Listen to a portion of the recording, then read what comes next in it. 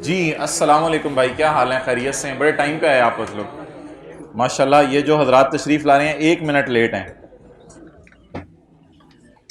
अब क्या किया जाए आपके साथ? मारा जाए या छोड़ा जाए? कोट लगाई जाए। ओके। अच्छा मोहतरम, पहले आपको थोड़ी देर शर्म याद दिलाई जाएगी। अगर आ गई तो ठीक है, नहीं तो फिर दिलाई जाएगी। वो हजरात हाथ खड़ा करें जिन्होंने पेज 486 और पेज 487 घर जाके एक दफा पढ़ लिया है। अगर आप पेज 486 और 487 नहीं पढ़ा आपने, तो आप आई क्या बबलू को खुद बुला रहे हैं, बबलू आ मुझे मार। यार हद होगी। कितने लोग आज पेज 486 और 487 जाके पढ़ लेंगे और फिर आज वाला काम भी करेंगे? हद होगी यार। खुद अपने ऊपर लोड डाला हुआ है आपने। यार ये लेटते लेटते ना ऐसी आंख लगने वाली हो तो बंदा, यार जरा किताब पढ़ाई साथ वाले को, यार जरा किताब पढ़ाई। चल यार पेज 486 487 488 पढ़ लिया। और यार बाकी बातें छोड़े, मैं आपको भी 3 मिनट दूं, आप पढ़ लें, लेकिन मैंने देने कोई नहीं तो हद हो गई। अच्छा, शेयर कैपिटल का नोट दोबारा जाके बना लिया था? अच्छा, वो जो क्रेडिटर वाला वो था, क्रेडिटर वाला नहीं, डायरेक्टर, और वो जो वो वाला था, वो वाला नोट जाके देख नहीं नहीं, आप मेरा सवाल बदल रहे हैं। देख लिया था, देख लिया था एक दफा, ये देखा भी नहीं था। अच्छा चलो बाकी सारी बातें छोड़ो। ये बताएं कि आपको ये पता है कि कल जो है वो लेक्चर 105 हुआ था? ये पता है? और कल हमने सब पहले ये पेज पढ़ा था, फिर क्वेश्चन 2 किया था, फिर शेयर कैपिटल का किया था, फिर कैपिटल रिजर्व, रेवेन्यू रिजर्व की डेफिनेशनें पढ़ी थी, फिर लॉन्ग टर्म लोन्स का किया था, फिर हमने लीगल स्टेटस और nature of business, statement of compliance, accounting convention और summary of significant accounting policies पढ़ी हैं। ये पता है आपको? अल्हम्दुलिल्लाह अल्हम्दुलिल्लाह, ठीक, शुक्र है।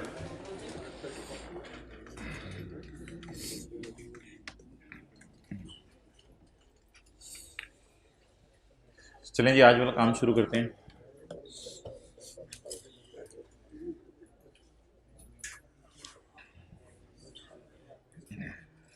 लेक्चर नोट्स निकाल लें,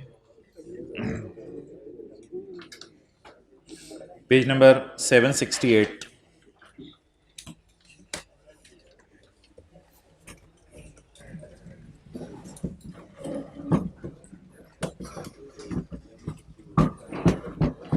आज ही हमने के डिस्क्लोजर्स हमने कर लिए हैं, शेयर कैपिटल के भी डिस्क्लोजर हमने कर लिए हैं। आज लाइबिलिटीज के डिस्क्लोजर करने हैं। दांत अंदर कर लो, ताकि कोई बात हंसे तो फिर पता चले ना, हर वक्त ये हंसने पे लगे। इलस्ट्रेटिव गाइडेंस ऑन लाइबिलिटीज, यानी कि इसका नोट किस पैटर्न पे बनना है। होंडा कार एक कंपनी है, पेज नंबर 768। जरूरतें टाइम पे पूरी करके क्लास में आया करो। पेज 768, बस चल पड़ी है, बस रुकवा के मैं आई। पेज 768। अच्छा जी, इक्विटी एंड लायबिलिटीज के अंदर आ रही होती हैं, दे दो उसका बैग। इक्विटी एंड लायबिलिटीज के अंदर आ रही होती हैं non current liabilities. Attentive attentive, non current liabilities. Non current liabilities में क्या आ रहा होता है? Long term loan. इसके बाद करंट लायबिलिटीज में आ रहा होगा current portion of long term loan. Short term loan भी आ रहे होंगे करंट लायबिलिटीज में। अनक्लेम डिविडेंड, यानी हमने अपनी तरफ से देने को तैयार हैं, कोई भी लेने नहीं आया या किसी शेयर होल्डर का कोई मसला पड़ा हुआ है, और अनपेड डिविडेंड हमने अनाउंस कर दिए लेकिन अभी हम दे नहीं रहे। लोग आ रहे हैं, अभी हम दे नहीं रहे, 1-2 दिन बाद हम देना शुरू करेंगे। तो अनक्लेम डिविडेंड और अनपेड डिविडेंड बैलेंस शीट के मुंह पर अलग अलग नजर आना चाहिए। ये बैलेंस शीट का मुंह है equity and liabilities, non current liabilities. अपने समझने के लिए यहां बेशक लिख लें डेफर्ड टैक्स लायबिलिटी, ताकि जहन में आपको लगे ये बैलेंस शीट बन रही है। तो बैलेंस शीट के फेस पे लॉन्ग टर्म लोन आता है, डेफर्ड टैक्स लायबिलिटी आती है, लीज ऑब्लिगेशन का लॉन्ग टर्म पोर्शन आता है, और बैलेंस शीट के मुंह पर करंट लायबिलिटीज आती हैं। Short term loan, unclaim dividend, unpaid dividend, ये अलग अलग शो करना तो जरूरी होता है। Trade and other payables, security deposits, interest payable और करंट टैक्स पेबल, ये वो चीजें हैं। अब लॉन्ग टर्म लोन में कुछ लोन्स क्लब हो सकते हैं ज्यादा लिए हुए हैं, और शॉर्ट टर्म लोन्स में कुछ लोन्स क्लब हो सकते हैं अगर एक से ज्यादा लिए हुए हैं। ट्रेड एंड अदर पेबल्स में कुछ चीजें क्लब हो सकती हैं, ट्रेड पेबल्स, अदर पेबल्स, बिजली के बिल पेबल और सिक्योरिटी डिपॉजिट इंशाल्लाह आज हम देखेंगे। ओके, चाहे लोन लॉन्ग टर्म हो चाहे शॉर्ट टर्म हो, इनकी जर्नल एंट्री क्या हुई होगी? Cash debit, loan credit. Long term loan किस नोट में आ रहे हैं? 10 में। जरा नीचे जाके देखते हैं नोट नंबर 10 क्या कहता है। 10 रुपए का लोन, 11 रुपए का लोन, टोटल कितना हो गया? 21। तो 21 शायद इधर आ रहा हो, कोई करंट पोर्शन होगा तो नीचे आ रहा होगा। लॉन्ग टर्म लोन हमने किससे लिया हुआ है? हबीब बैंक से। सिक्योरिटी हमने दी हुई है, और लॉन्ग टर्म लोन अपने एक जानने वाले से भी लिया हुआ है और सिक्योरिटी नहीं दी हुई। इसकी एंट्री क्या हुई होगी? Cash debit, loan credit. Short term loan हमने एमसीबी बैंक से लिया हुआ है, सिक्योरिटी जमा करवाई हुई है, अपनी सब्सिडरी से लिया हुआ है, कोई सिक्योरिटी, अपने डायरेक्टर से लोन ले लिया। कल डायरेक्टर को लोन दे रहे थे, आज डायरेक्टर से लोन ले रहे हैं। डायरेक्टर से क्यों लोन लिया भाई आपने? क्या वजह बनी डायरेक्टर को तकलीफ देने की? द लोन, डायरेक्टर बड़ा अमीर था, डायरेक्टर बिलावल था। The loan is obtained for buying, Shujaat था director. This loan is obtained for buying new sale centre in, हालाते हजरा का आपको पता है, पता नहीं इतना टाइम कैसे मिल रहा है आपको। This loan is obtained for buying new sale centre in Lahore. Loan हम ले रहे हैं तो हम उसको यूज करेंगे ना कहीं। लोन हम ले रहे हैं ना, तो हम किस मकसद में यूज कर रहे हैं? कल हम लोन दे रहे थे डायरेक्टर को और वो अपने घर के लिए गाड़ी ले ले या कोई और चीज ले ले। आज हम लोन ले रहे हैं तो हम बताएंगे कि हम लोन को कहां इस्तेमाल कर रहे हैं। डन। तो note 10 and 11 is over. Trade and other payables में क्या आता है? ट्रेड एंड अदर पेबल्स में, ट्रेड एंड अदर पेबल्स में ट्रेड क्रेडिटर्स आ जाते हैं। ट्रेड क्रेडिटर्स कौन से? जान अनजान, यानी कि जानने वाले और अनजान लोग, ये ट्रेड क्रेडिटर्स में आ गया। इसी तरह payable from provident fund, provident fund employ जब रिटायर होगा तो उसको प्रोविडेंट फंड में से पैसे निकाल के देने हैं। जल्दी करो यार, जल्दी बैठो।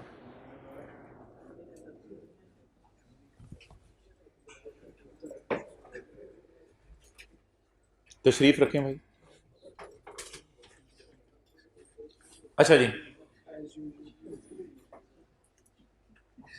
ये जो डिपॉजिट्स आ रहे हैं, ये जिसको एडवांसेस फ्रॉम कस्टमर्स कहते हैं, होंडा की फाइनेंशियल स्टेटमेंट्स में इसके पीछे एक एंट्री हुई होगी।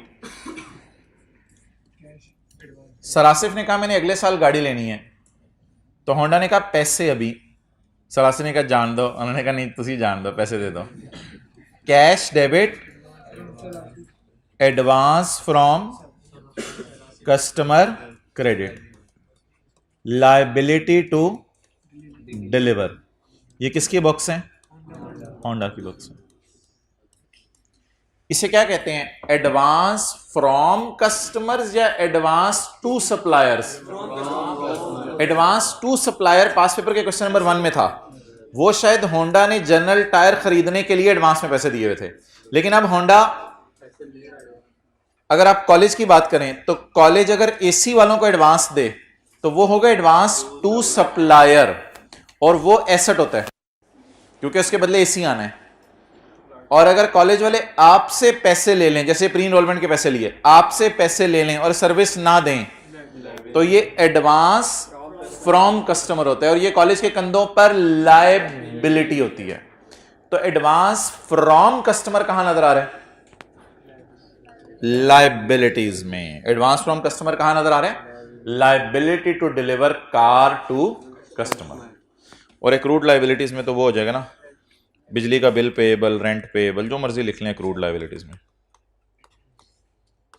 क्लियर? तो ये था जी हमारा लायबिलिटीज का पोर्शन।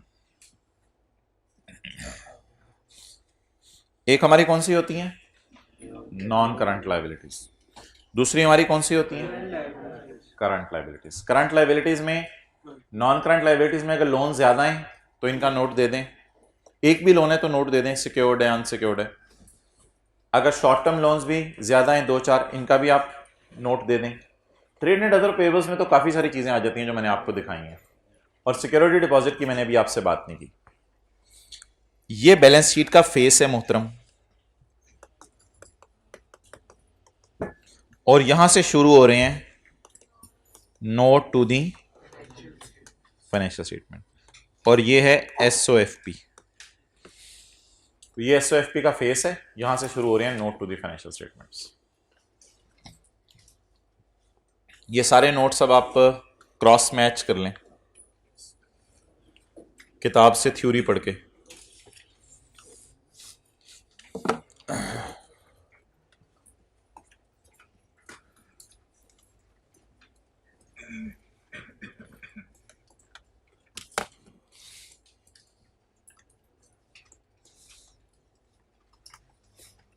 कौन सा पेज होगा? 460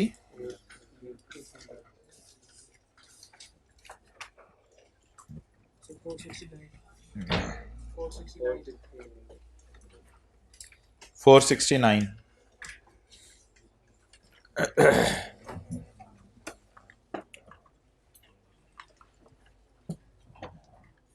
अमाउंट, यार लाइबिलिटीज के लिए ड्यू का मतलब क्या होगा? रिसीवेबल या पेएबल?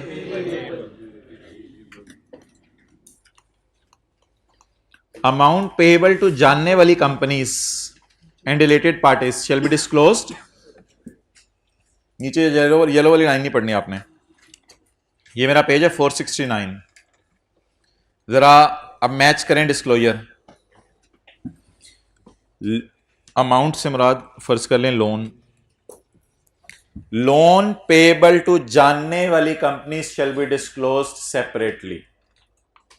नोट 10 में फील करें, आपको लग रहा है अमाउंट पेएबल टू जानने वाला इज डिस्क्लोज्ड सेपरेटली। ये जी पहला डिस्क्लोजर था जो हमारे नोट 10 में कवर हो गया, किताब के पेज नंबर 768 पर। येलो वाली लाइन छोड़ें। Current liabilities, current liabilities, following items shall be disclosed as a separate line item. Payable due to provident fund, provident fund की वजह से। पेएबल फ्रॉम प्रोविडेंट फंड ज्यादा अच्छा लफ्ज़ है। Payable due to provident fund, employees को retirement के वक्त पैसे देने हैं। ये हमने ट्रेड एंड अदर पेएबल्स में डाल दिए हैं। ये आमतौर पर लोग ट्रेड एंड अदर पेएबल्स में डाल देते हैं। Okay, deposits, accrued liabilities and advances. Deposits, accrued liabilities and advances, और इनकी नेचर भी मैंने आपको समझा दिया एग्जांपल्स देके। एडवांस डिपॉजिट एक ही चीज होती है। सर आसिफ ने पैसे डिपॉजिट कर दिए हैं कि फ्यूचर में हमने क्या डिलीवर करनी है, इनको कार डिलीवर करनी है। लोन, करंट लाइबिलिटीज की बात चल रही है। Loan from banking companies, loan from related parties.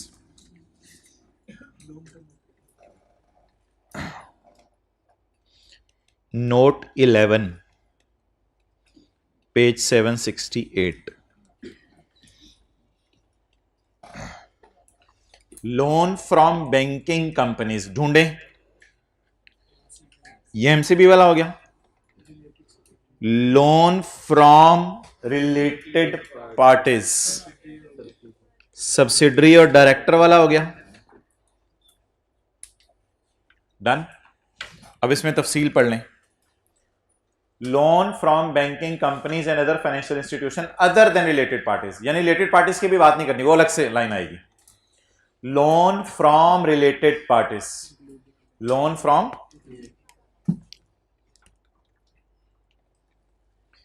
ये पॉइंट 3 हो गया और ये दोनों पॉइंट नंबर 4 हो गए। पेज नंबर ना ना ना ना 7 पे तो खुद है हम। 460, इसे कहते हैं क्रॉस रेफरेंसिंग। इधर वाली चीज को उधर रेफरेंस कर रहे हैं, उधर वाली चीज को इधर रेफरेंस कर रहे हैं। इसका नाम बताएं। लोन फ्रॉम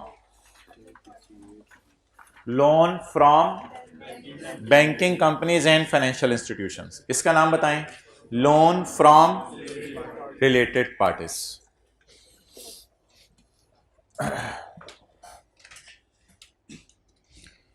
स्पॉन्सर्स और डायरेक्टर्स में क्या फर्क होता है? स्पॉन्सर्स वो होते हैं जिस वक्त कारोबार शुरू हुआ था, स्पॉन्सर्स वो होते हैं जिस वक्त कारोबार शुरू हुआ था तो उनसे पैसे लिए थे, और डायरेक्टर्स वो होते हैं कि जो बाद में भी एंटर हो जाते हैं, कोई मसला नहीं। तो स्पॉन्सर्स और डायरेक्टर्स, प्रोमोटर्स भी शायद कहते हैं स्पॉन्सर्स को।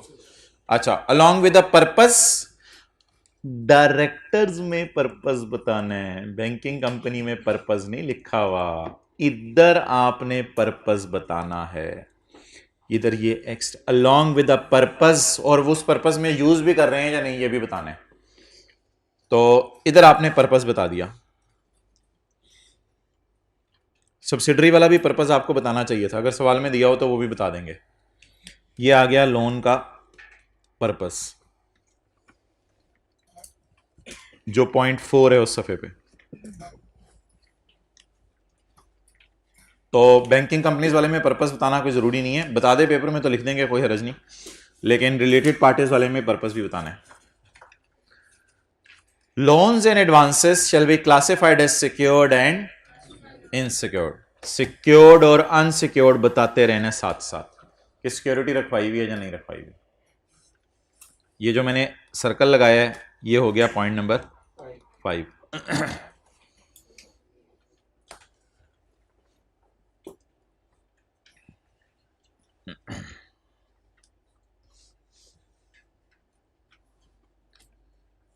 क्लियर?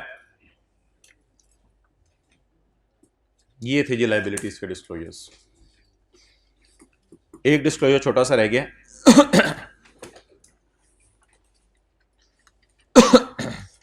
ये मैं आपको अभी पढ़ाता हूं 1-2 मिनट में।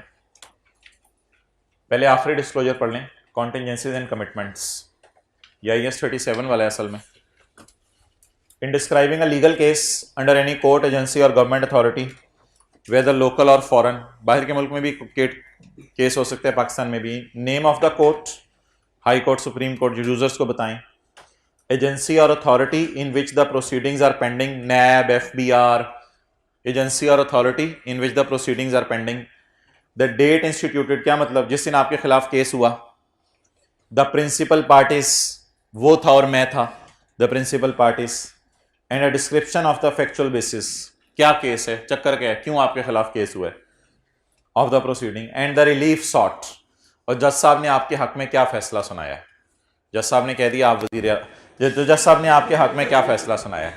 द रिलीफ सॉट, रिलीफ तो शायद PTI वालों के लिए है, तो रिलीफ सॉट। तो ये भी एक डिस्क्लोजर है। इसमें अंडरलाइन आपने कितनी बातें की हैं? काफी सारी हैं, 5-6 मुझे तो लग रही हैं। एजेंसी और गवर्नमेंट अथॉरिटी, वेदर लोकल, इन नेम बताने, एजेंसी और authority in which proceedings are pending, name of court, वही सेम ही बात हो गई। Date, principal parties, factual basis क्या है, और रिलीफ सॉर्ट। को 5-6 चीजें होगी जो आपने यूजर को बतानी है। वो जिस तरह कल मैंने आपको सफा बना के दिया था ना, आपने तो वो भी नहीं देखा होगा। वो क्या, जिस तरह कल आपको सफा बना के दिया था, उस सफे में अगर कंटिजेंसी एंड कमिटमेंट्स का लफ्ज़ ऊपर लिखा जाए तो नीचे फिर ये 6 पॉइंट लिखे जाएंगे डॉट बना के। डन।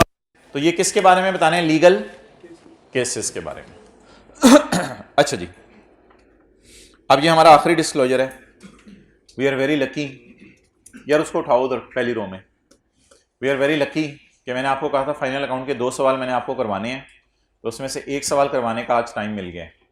तो एक सवाल आज हम कर लेंगे, मेरे ख्याल से टाइम नहीं बचना था, लेकिन एक सवाल आज कर लेंगे, दूसरा फिर एक रह जाएगा, वो फिर किसी दिन टाइम मिला तो करेंगे। कल से इन एनी केस हमने IFRS 15 शुरू करना है, उससे ज़्यादा डिले नहीं हो सकता। तो एक सवाल आज फाइनल अकाउंट का मैं आखिरी करवाऊंगा। ये डिस्क्लोजर है एक, सिक्योरिटी डिपॉजिट्स क्या होते हैं। होंडा कार से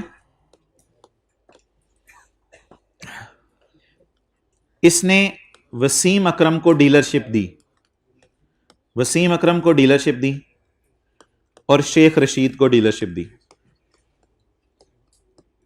कराची में वसीम अकरम को डीलरशिप दे दी और इस्लामाबाद में शेख रशीद को डीलरशिप दे दी। अब आप मुझे बताएं, क्या होंडा खुद गाड़ियां बेचेगा या डीलर्स के शोरूम्स में रख के बेचेगा? डीलर्स के शोरूम में। तो होंडा खुद कौन है? मैन्युफैक्चरर। और ये लोग कौन है?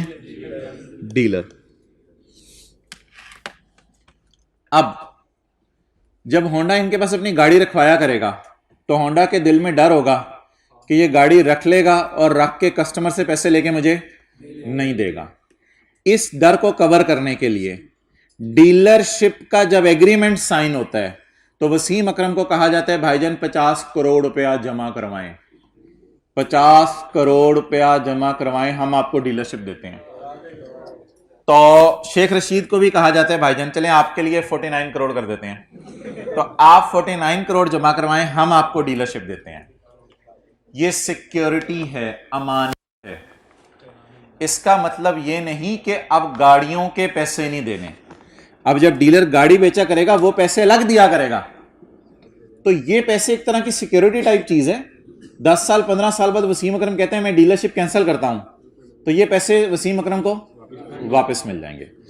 तो वो जो भी वैल्यू प्रिंसिपल सेम अमाउंट होती है। तो बता दें जी, होंडा की बुक्स में क्या एंट्री होगी? Cash debit, security deposit, payable, credit.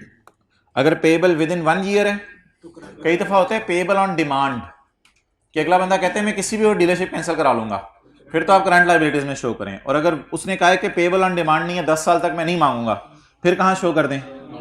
तो maybe it is a current liability and maybe it is a non current liability. 50 crore Sheikh Rashid को फारिग करते हैं, खाली वसीम अकरम वाली मिसाल काफी है। अच्छा जी, अब ये जो पैसा है, ये पैसा 50 का होंडा यूज कर सकती है अपने बिजनेस में या नॉट टू बी बिजनेस? बोलें जरा। नहीं, करंट नॉन करंट से कोई फर्क नहीं पड़ता। बस सवाल यह है कि ये पैसा होंडा अपने बिजनेस में यूज कर सकती है या नहीं। तो प्रेफरेबल तो ये है कि ये पैसा बिजनेस में यूज ना करें और इस पैसे को सेपरेट अकाउंट में रखें, सेपरेट बैंक अकाउंट। इस पैसे को सेपरेट बैंक अकाउंट में रखें क्योंकि ये पैसा अमानत है। इस पैसे को कहीं दराज में छुपा के रख दें, किसी ने आपको दिया हुआ है या आपने वापस करना है, इसको सेपरेट बैंक अकाउंट में रखें। लेकिन अगर आपने यूज करना है तो इसकी भी इजाजत है, कोई मसला नहीं है। लेकिन फिर आपके लिए जब पेमेंट करनी पड़ेगी तो मसला पड़ सकता है। तो आप अगली पार्टी से एग्री करा लें कि वसीम अकरम ये मैं पैसा बिजनेस में यूज करूंगा। बहरहाल दोनों ऑप्शंस अवेलेबल हैं। तो 1-2 मिनट पहले मुझे दे दें, मैं आपको पढ़वा दूं, फिर इसको नोट कर लीजिएगा।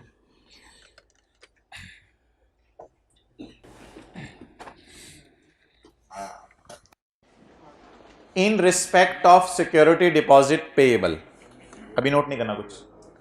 In respect of security deposit payable following shall be disclose. Honda की फाइनेंशियल स्टेटमेंट में डिस्क्लोजर्स आएंगे। नंबर 1, बाइफरकेशन, कितना पैसा आपने बिजनेस में यूज करना है और कितना यूज नहीं करना। बाइफरकेशन ऑफ अमाउंट रिसीव्ड वैसे कितनी है, इसको क्या करें?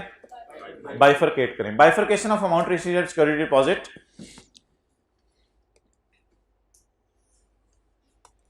ये जरा कंफ्यूजिंग सी लाइन है, इसको मैं बाद में पढ़ दूंगा। Bifurcation of 50 into bifurcation into amounts used for company business and not used. Other से क्या मुराद होगा? नॉट यूज्ड इन बिजनेस, जो किस अकाउंट में रखा होगा? सेपरेट। अदर से मुराद लिख लें नॉट यूज्ड इन बिजनेस। तो बता दें जी 20 मैंने यूज कर लिया बिजनेस में और 30 मैंने बिजनेस में यूज नहीं किया। अब जरा अंग्रेजी का फिक्रा दोबारा पढ़ लें। बाइफरकेशन ऑफ अमाउंट रिसीव्ड कितनी है? 50। इसको अलग अलग बता दें, amount used for company business and others. Amount used for business वो कितनी है? अमाउंट यूज्ड फॉर बिजनेस वो कितनी है? Amount used for business from security deposit should be लिख लें इधर। Amount received for business from security deposit should be in accordance with the requirements of, लिखें उससे रिटर्न एग्रीमेंट करें, कॉन्ट्रैक्ट दो पार्टीज बनाए, उससे कहीं यार मादरत तेरा पैसा मैं इस्तेमाल करूंगा, और सारी रिक्वायरमेंट्स पूरी करें सेक्शन 217 ऑफ कंपनीज एक्ट 2017। इसकी कोई रिक्वायरमेंट्स होंगी एग्रीमेंट्स की, आपस में पार्टीज होनी चाहिए, साइन होने चाहिए, वो रिक्वायरमेंट्स पूरी करके ये लिख लें। ये कौन सी मनी है जो सेपरेट बैंक अकाउंट में रखनी है? ये जो दूसरी वाली होगी, नॉट यूज्ड इन बिजनेस वाली। नॉट यूज्ड इन बिजनेस वाली किस अकाउंट में रखवा दें? Separate account. हाँ हाँ, उससे कोई फर्क नहीं पड़ता। चलें जी, नोट कर लें। इंटरेस्ट का भी एग्रीमेंट हो सकता है अगर हाई कि तुमने रखना है मैंने रखना है, जो भी है। ये नोट कर लिया आपने? चलें अब ये नोट कर लें।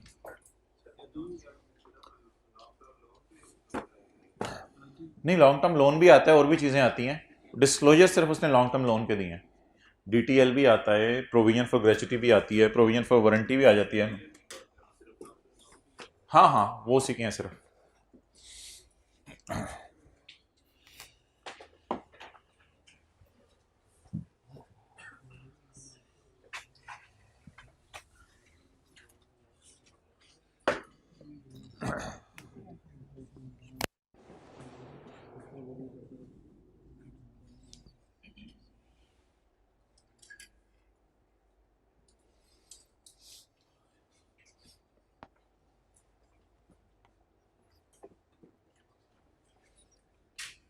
भाई ये सफर रुल रहा है, किसी को चाहिए कल वाला?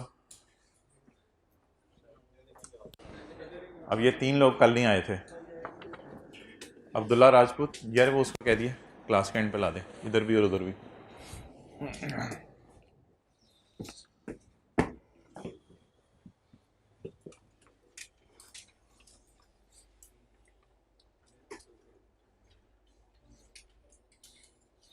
ये गाड़ियों के पैसे नहीं है, गाड़ियां जब बेचेंगे तो वो अलग पैसे देगा होंडा को, ये सिर्फ अमानत के तौर पे डीलरशिप लेने के पैसे हैं। हाँ जी, कम भी हो सकती है, किया कि ले लो डीलरशिप आप।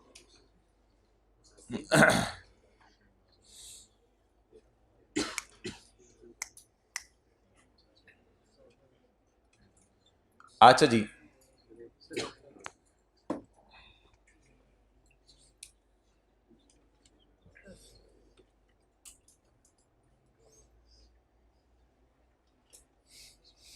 अब इसमें कोई डिस्क्लोजर एज सच करना नहीं है आपने कुछ, इसमें एज इट इज अंग्रेजी दी होगी, वो एज इट इज उठा के आपने लिख देनी है।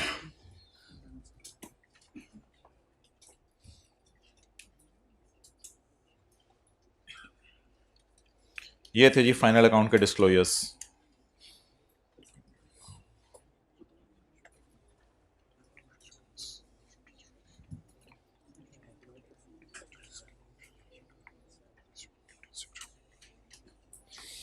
अच्छा जी, ये आई कैप ने जहां से कहीं से उठाया है तो वहां ये लॉन्ग टर्म पेबल्स में आ रहा है, ब्रैकेट में पेबल लिख लें, ये लॉन्ग टर्म पेबल्स में आ रहा है, लॉन्ग टर्म में। और इसका डिस्क्लोजर क्या आई कैप ने बना के दिया, these represent security deposit receive from dealers where by virtue of agreement, अब ये इंग्लिश में याद कर लीजिएगा, which by virtue of agreement are interest free, यानी हमने उसको इंटरेस्ट कोई नहीं देना, उसका पैसा बस हमारे पास पड़ा रहेगा। These are payable on cancellation of dealership contract with dealers। मेरे ख्याल से तो इस तरह की इंग्लिश सवाल में ही लिखी होगी, उसे कॉपी पेस्ट करना होगा। with dealers and cannot be used for the purpose of business, और बिजनेस के लिए यूज नहीं किए जा सकते, इसलिए फिर कहां रखवाने पड़ेंगे? These have been kept in a, लेकिन सेपरेट बैंक अकाउंट में रखवाना भी कंपनीज एक्ट की रिक्वायरमेंट के मुताबिक है। ये बात जरूरी नहीं कि यहां लिखी हुई है तो यहीं के लिए है, सेपरेट बैंक अकाउंट में भी कंपनीज एक्ट की रिक्वायरमेंट के मुताबिक ही रखवाएंगे आप। And kept in separate bank account in accordance with the requirements of section of companies act. तो यूज करेंगे तो भी कंपनी एक्ट की रोशनी में, सेपरेट बैंक अकाउंट में रखवाएंगे तो भी कंपनीज एक्ट की रोशनी में। तो ये किसके डिस्क्लोजर हो गए? Security deposits. चलें जी, ओवर। आज हमने करना है पास पेपर का क्वेश्चन नंबर 5, लेकिन उसके लिए ज़रा अटेंटिव हो जाएं। एक एंट्री मुझे बता दें,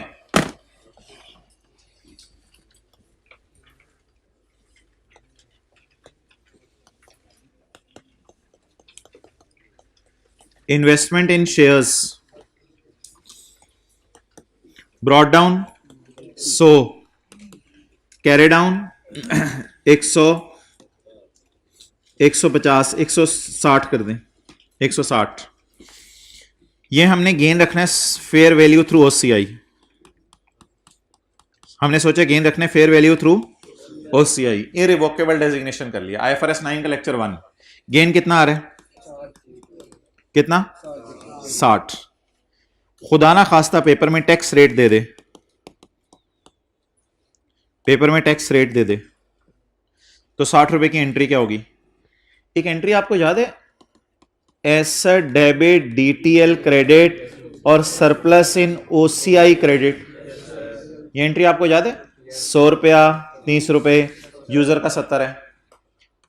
जरा कोशिश करें 60 रुपए की एंट्री बनवाने की।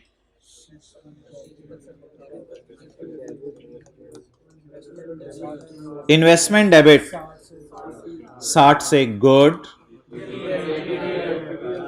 डीटीएल क्रेडिट 60 का 30%, 18। फेयर वैल्यू रिजर्व इन ओसीआई कितना? सर आपने तो फेयर वैल्यू रिजर्व के साथ 60 का लफ्ज लिखा हुआ है। हाँ मैंने लिखा हुआ है, समझने के लिए लिखा है, उसकी खैर है, वो कोई मसला नहीं। इन्वेस्टमेंट डेबिट कितने से होनी है? बस 60 से।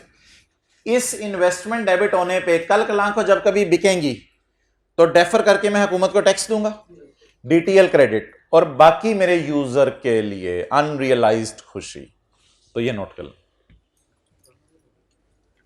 किताब में कहीं नोट कर लें, फाइनल अकाउंट के चैप्टर में जो खाली सफ़े हैं, इसके ऊपर हेडिंग क्या देंगे? IFRS 9 with IAS 12।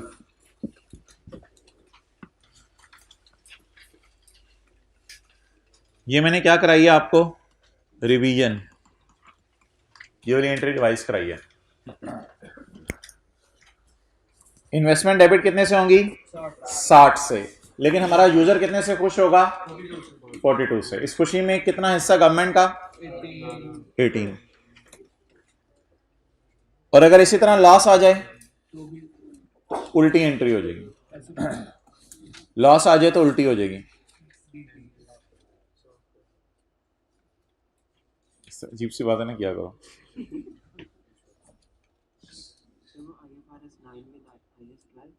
IFRS 9 with IAS 12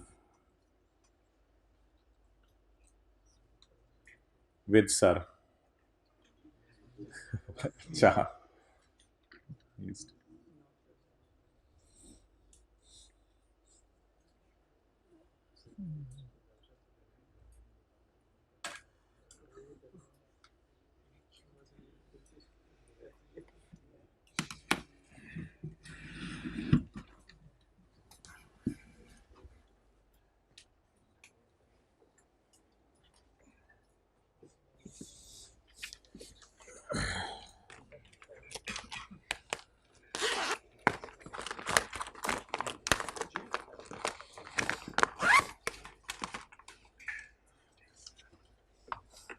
okay, चलें जी, खोलें पास पेपर का क्वेश्चन 5।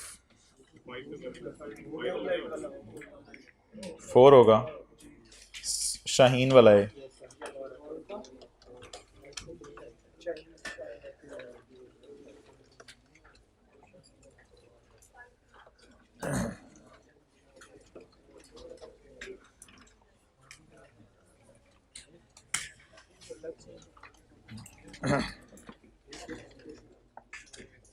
कौन सा?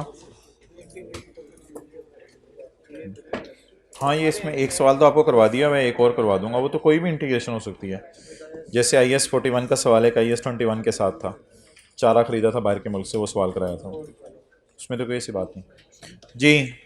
सवाल शाही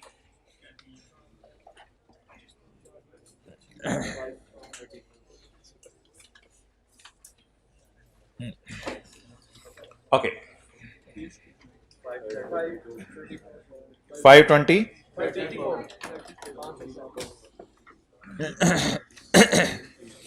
following is the trial balance of Shaheen Limited as at 30 June 2015। मैंने आपको कहा है कि इस तरह के सवाल आने कोई 6, 7, 8 साल से बंद हो चुके हुए हैं, जिस सवाल के अंदर जो है वो सिर्फ उसने बैलेंस शीट मांगी होती है और P&L मांगा होता है और स्टेटमेंट इन इक्विटी मांगी होती है और बड़ा बड़ा लिखा होता है notes are not required. Notes चाहिए ही नहीं, नोट्स ऑन अकाउंटिंग पॉलिसीज तो दूर की बात, नोट्स ही नहीं चाहिए सिरे से। तो N1, N2, N3 की बजाय जितना काम होगा working 1, working 2, working 3। Okay, sale manufacturing cost कहां चली जाएगी? कॉस्ट ऑफ सेल में, सेलिंग एंड डिस्ट्रीब्यूशन सेलिंग में, एडमिन में, ओपनिंग स्टॉक, इंटरेस्ट एक्सपेंस, ये ना करंट टैक्स पेबल आ रहा है, लेकिन ना करंट टैक्स एक्सपेंस हमें डेबिट पे नजर नहीं आ रहा सेम अमाउंट से। तो सीटी ना कहीं छुपा नहीं हो सकता कि एडमिन में छुपा होगा, अनलेस के सवाल बता दे। तो ये ना सीटीपी आ रहा है, पहले तो लिख लें सीटीपी, और ये पेबल आ रहा है करंट टैक्स पेबल। ये जो करंट टैक्स पेबल आ रहा है ना, अगर तो ये इस साल का होता ना तो फिर इसका करंट टैक्स एक्सपेंस भी नजर आ रहा होता। क्या नजर आ रहा है कहीं current tax expense same amount से? करंट टैक्स एक्सपेंस नजर ही नहीं आ रहा ट्रायल के मुंह में। अगर पेबल क्रेडिट हो गया तो डेबिट क्या होना चाहिए था?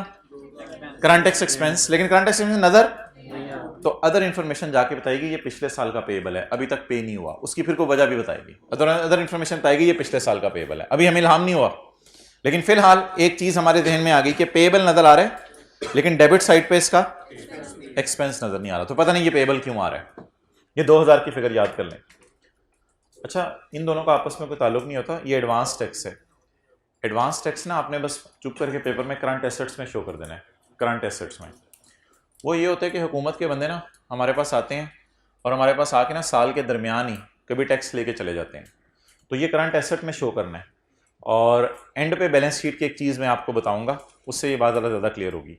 फिलहाल इसको आप करंट एसेट्स में शो कर दें। ये एडवांस में आपने कोई टैक्स प्रीपेड लिख लें, प्रीपेड इनकम टैक्स। तो प्री पेमेंट्स कहाँ आती हैं? करंट एसेट्स में। तो प्रीपेड इनकम टैक्स है।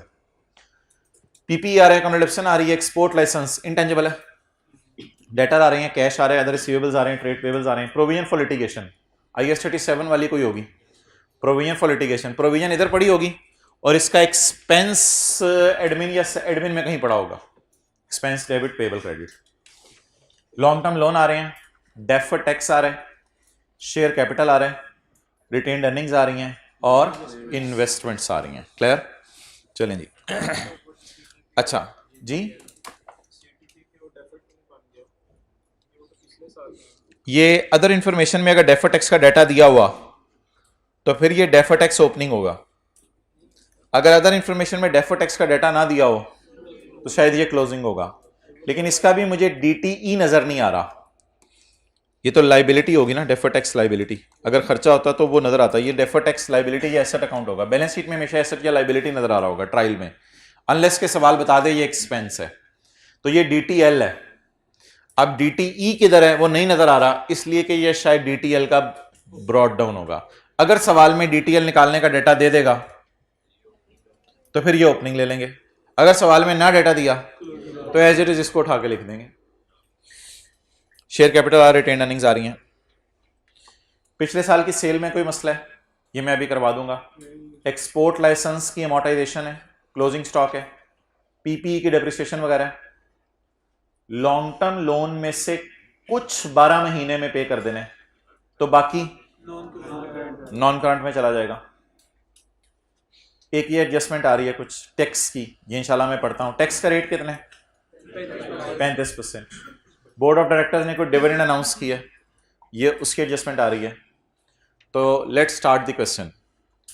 अच्छा मोहतरम, अब होगा ऐसा कि हमारे पास 1 घंटा 6-7 मिनट है, तो उसमें मैं ये वाली एडजस्टमेंट, ये वाली और ये वाली, और अगर टाइम मिला तो ये वाली, ये 4 एडजस्टमेंट्स थोड़ी सी समझने वाली हैं, ये मैं करवाऊंगा। ये करवाने के बाद फिर ऑब्वियसली कुछ लोगों ने जाना होता है, उनको मैं फ्री कर दूंगा, और फिर बाकी जो 2-3 आसान सी एडजस्टमेंट्स रह जाएंगी ये हम कर लेंगे।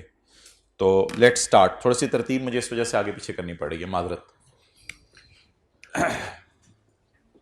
Statement of comprehensive income. अब आगे ऊपर फॉर्मेलिटीज में मैं आज नहीं पढ़ा। Sales, cost of sales, gross profit, add other income, less. जरा एब्रीविएशन से काम चला रहा हूं आज ताकि मैं जरा कॉन्सेप्ट्स पे फोकस करना चाह रहा हूं। एक और भी होता है यार, अदर एक्सपेंसेस, और उसके बाद PBT less tax, current tax expense, deferred tax. एक और लाइन भी आ जाएगी इधर, profit after tax, add other comprehensive income. Do not take more than 30 seconds.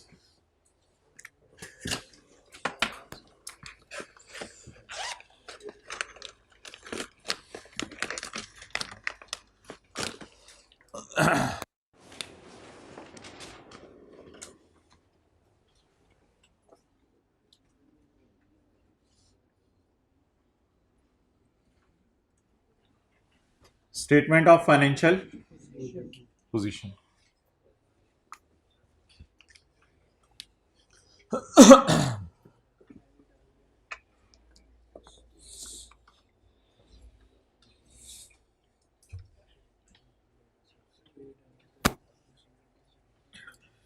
Statement of financial position जी, इधर देखें,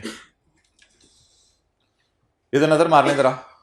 current tax payable, advance tax, PP, export licence, debtor, cash, other receivables and prepayments, trade payables, provision, long term loan, deferred tax, retained earnings और investments. कोशिश कर लें, कोशिश हो सका तो ठीक है, नहीं तो कोई इतना बड़ा मसला नहीं है। कोशिश कर लें चीजों की तरतीब अगर ऐसे हो जाए, चीजों की तरतीब अगर कुछ ऐसे हो जाए ना कि पीपी आ रहे हैं, वैसे हमारे सवाल में आज इंटेंजिबल्स आ रहे हैं, लॉन्ग टर्म लोन रिसीवेबल्स नहीं आ रहे, स्टॉक आ रहे हैं, अदर इंफॉर्मेशन में आ रहा है, सारी बात है, क्लोजिंग स्टॉक तो आएगा, डेटर आ रहे हैं, ठीक है। इसके बाद advances, deposits, pre payments and ये भी आ रहे हैं, शायद आ रहे हैं। इसके बाद कैश एंड बैंक बैलेंस भी आ रहा है। डन। अच्छा, कोशिश कर लें ये तरतीब अगर फॉलो हो सके, जैसे पी एंड एल में तरतीब फॉलो होती, इक्विटी शेयर कैपिटल आ रहा है, हमारा शेयर प्रीमियम आ रहा है, हमारी इन्वेस्टमेंट्स हैं उन पे फेयर वैल्यू रिजर्व भी आएगा, नॉन करंट लाइबिलिटीज में हमारी जो है वो चीज़ें, मेरे ख्याल से लॉन्ग टर्म लोन एक आ रहा है, शायद लॉन्ग टर्म लोन आ रहा है। करंट लाइबिलिटीज में कोशिश कर लें अगर ये पैटर्न फॉलो हो सके कि पहले कोई करंट पोर्शन लिख देंगे, वो अनक्लेम्ड अनपेड डिविडेंड मैंने बताया था फेस पे शो होगा, ट्रेड एंड अदर पेबल्स तो आज ही मैंने देखा है, उसमें चीज़ें मर्ज होके आ जाती हैं, और इंटरेस्ट पेएबल, और एक और चीज़ भी आएगी प्रोविजन फॉर टैक्स और प्रोविजन फॉर लिटिगेशन भी आ जाएगी। तो जो मोटी मोटी चीज़ें हैं उनको हम अगर क्लब कर सके तो कर लेंगे, इतना कोई बड़ा मसला नहीं है। चलें जी, फेस बनवाना शुरू करें।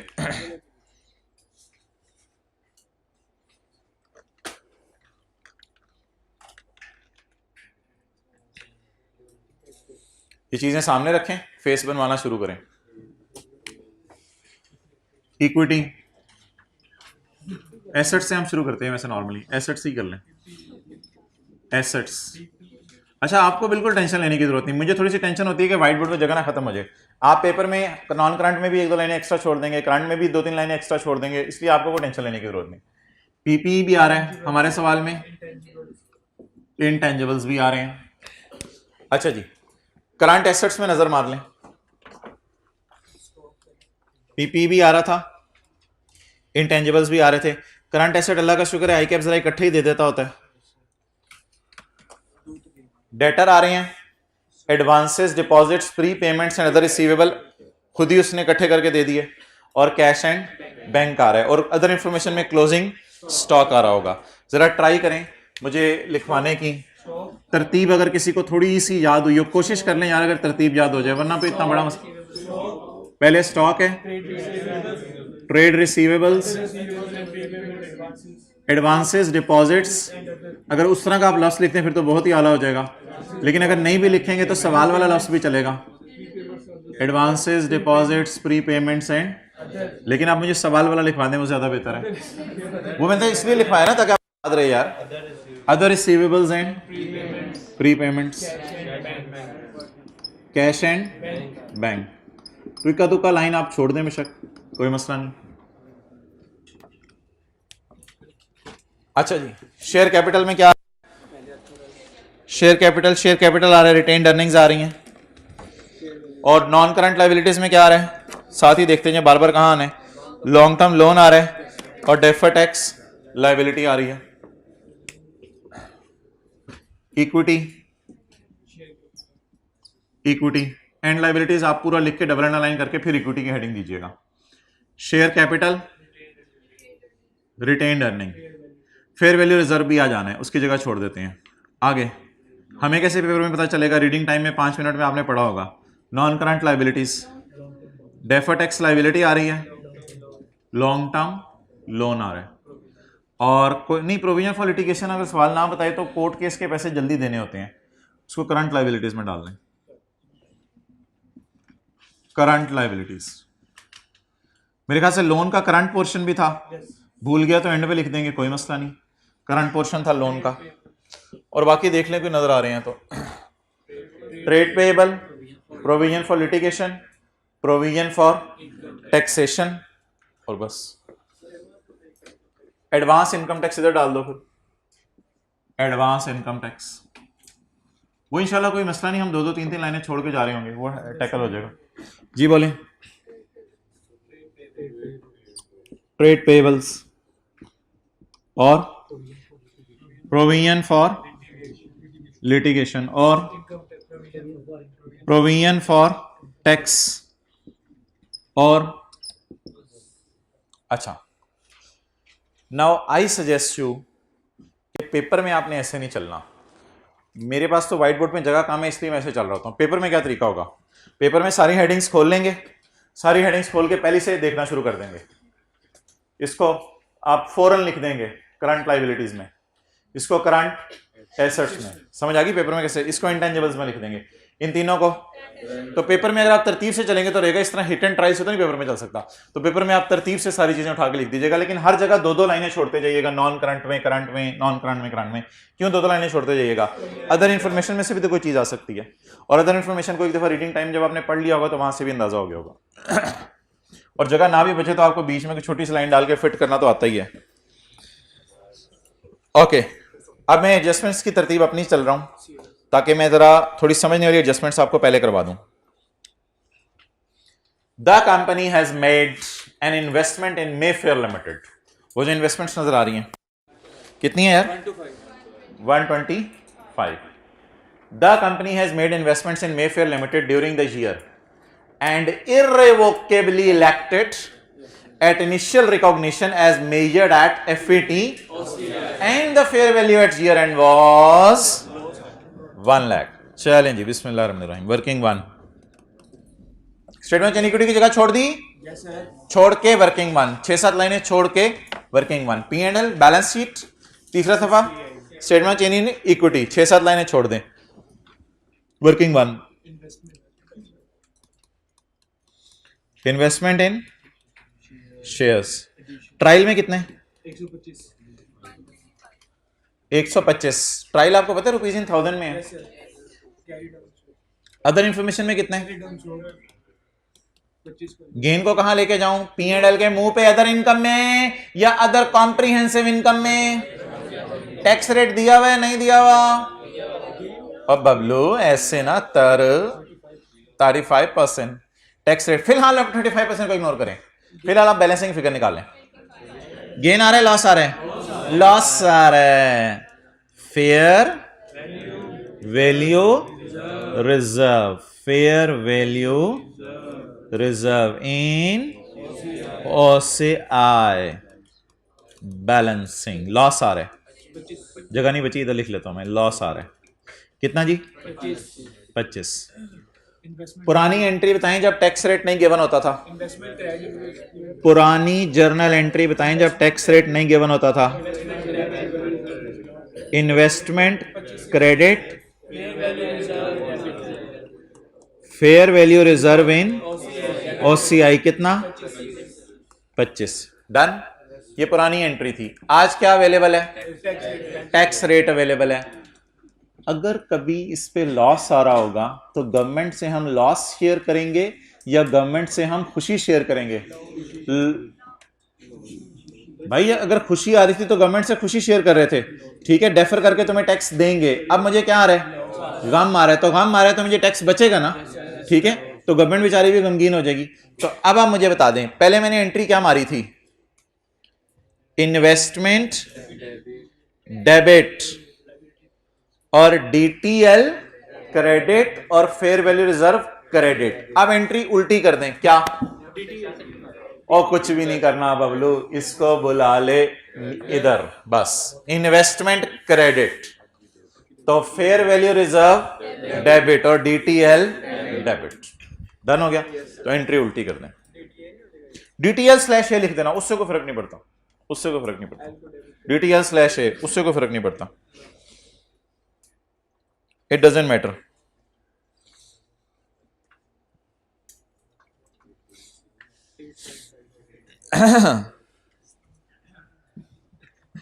इन्वेस्टमेंट कितने से क्रेडिट कर दी? 25 से। OCI net of tax debit करूं या ग्रॉस डेबिट करूं? Net of tax. ओसीआई में नेट ऑफ टैक्स लेके जाना है। 25 का 65%, 16.25 और बैलेंसिंग डीटीएल स्लैश है, वो आपकी मर्जी है, उससे कोई फर्क नहीं पड़ता। बैलेंसिंग कर दें या फिर वो जो 35% है वो कर दें, 8.75। राउंड करें जी फिगर्स। इसको अब मैं कितना कर दूं? 9 और इसको 16। चलें,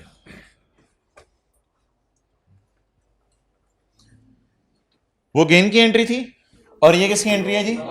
लॉस की एंट्री। जब मैं ये बेचूंगा तो मुझे लॉस आएगा, लॉस आने की वजह से मुझे टैक्स बचेगा, टैक्स बचेगा तो आज मैंने एसेट बना लिया है, एसेट डेबिट या लायबिलिटी कम कर लिया, उससे कोई फर्क नहीं पड़ता, डीटीएल स्लैश ए से फर्क नहीं पड़ता। डन जी। तो वो पिछली एंट्री किसकी थी? गेन की। और ये एंट्री किसकी है? लॉस की। पोस्ट करवाएं, आज पोस्टिंग करवाएं, पोस्टिंग। इन्वेस्टमेंट क्रेडिट हो गई अल्हम्दुलिल्लाह, क्रेडिट हो गई 25 से। प्लीज प्लीज प्लीज इन्वेस्टमेंट ना क्रेडिट कराओ मुझे। इन्वेस्टमेंट क्रेडिट मैंने कर दी आपके सामने, ये कैरी डाउन 100 में लेके जाऊंगा। इन्वेस्टमेंट क्रेडिट कर दी, ये तंग ना करो मुझे, इन्वेस्टमेंट क्रेडिट कर दी मैंने। ये कहां लेके जाऊं? ओसीआई में। फेयर वैल्यू रिजर्व, यहां फेयर वैल्यू रिजर्व ना लिखा करें, यहां बस आप लॉस लिख दिया करें। फेयर वैल्यू लॉस आया कितना? 16।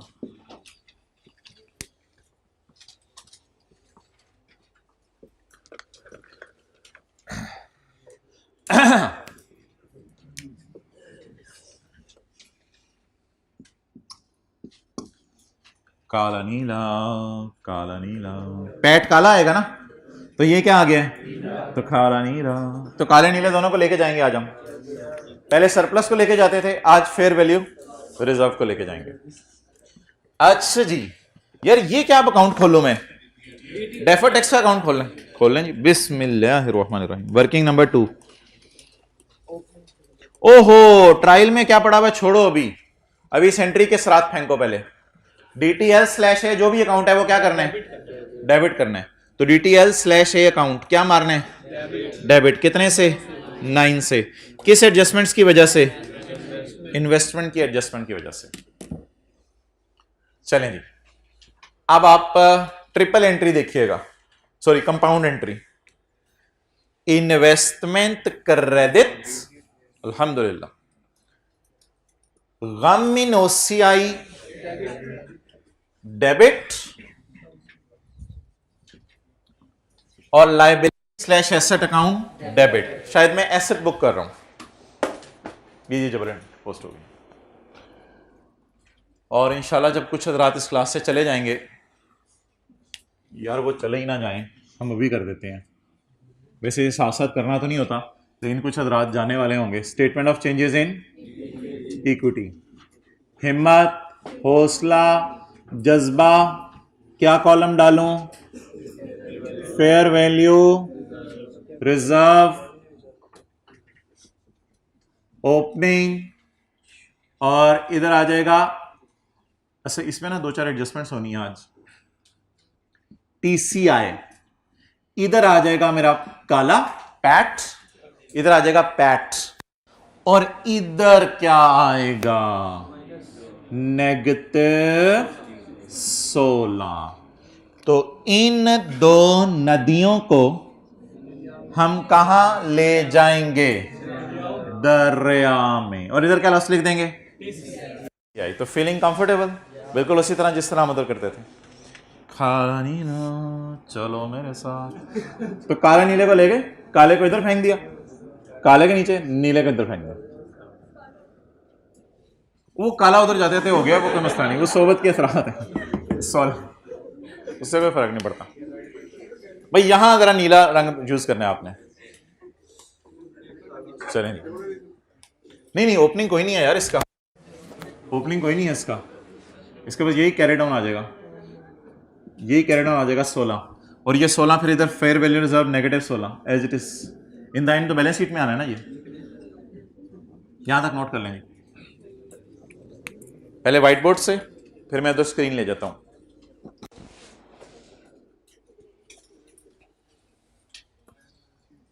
कर लें हिम्मत, आप भी नोट कर लें, आज तोड़ दें कसमें नोट करने की।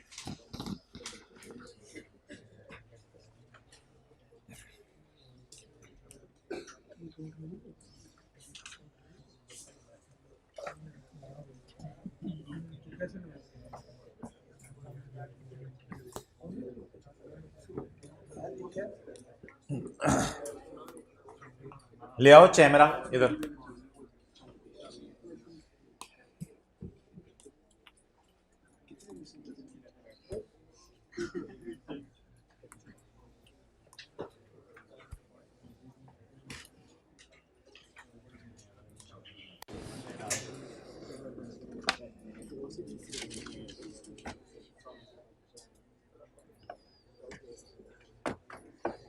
okay, so guys come back,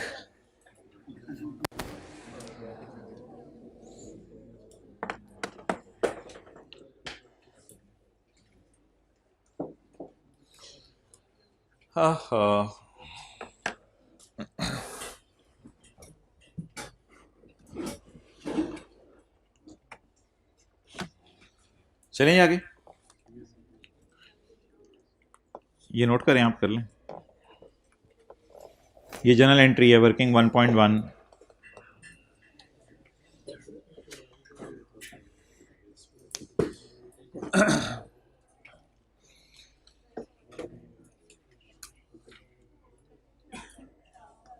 guys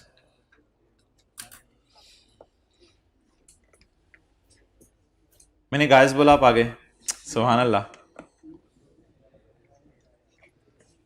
guys guys आपसे एक बात करनी है क्लास के बाद। तो यार सारे जूबी, गाइस मिंगोरा वाला सवाल ढूंढे, मिंजोरा,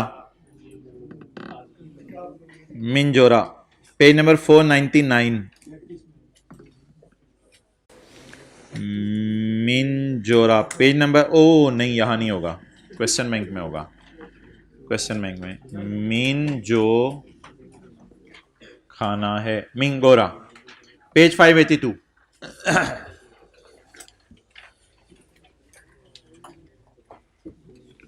मोहतरम, कुछ लोग देखते नहीं जब मैं मोहतरम कहता हूं, कि क्या मसला है।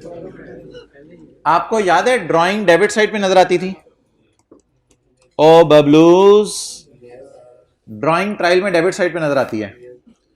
अच्छा, असल में जब कंपनीज डिविडेंड कमाती हैं ना, वो उधर इनकम में जाते हैं, लेकिन जब कंपनीज डिविडेंड बांटती हैं तो वो डिविडेंड डेबिट साइड पे जाता है, ठीक है। और डिविडेंड आपको पता है कि यूजर भूलता नहीं लेके जाना, डिविडेंड भाग के लेने आता है।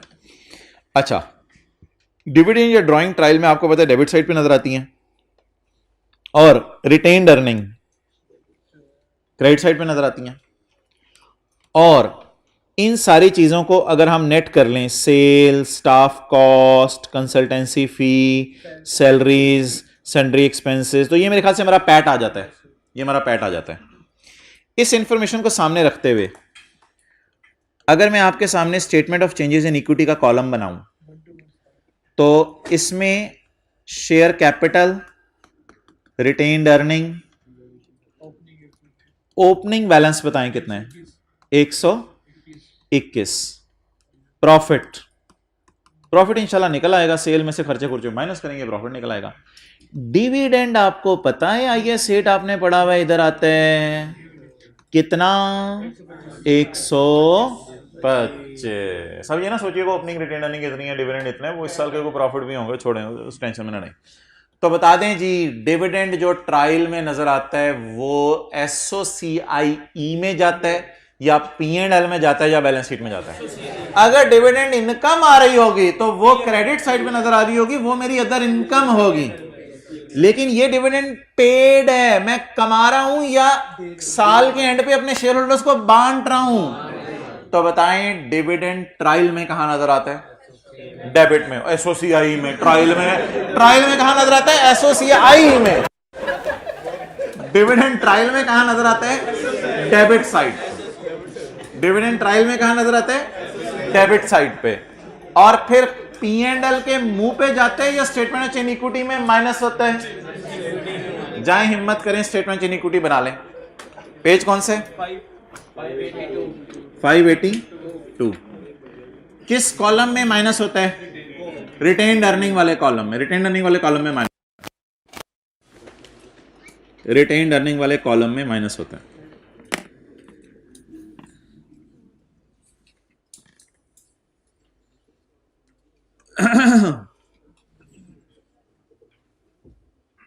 ये छोटा सा बना लेना statement change equity. Page number कौन सा है, 582। शायद आपने IS8 पढ़ा हो, आपको याद हो, डिविडेंड बांटना स्टेटमेंट चेंज इक्विटी में जाता है। IS8 FR 1 में नहीं पढ़ा था, statement of change equity, errors और वो सारा।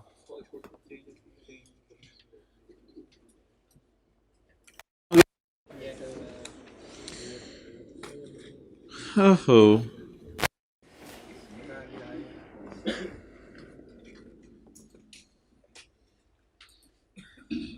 आसिम शुक्र, एक बात कर दूं आपसे, हाथ हिला दो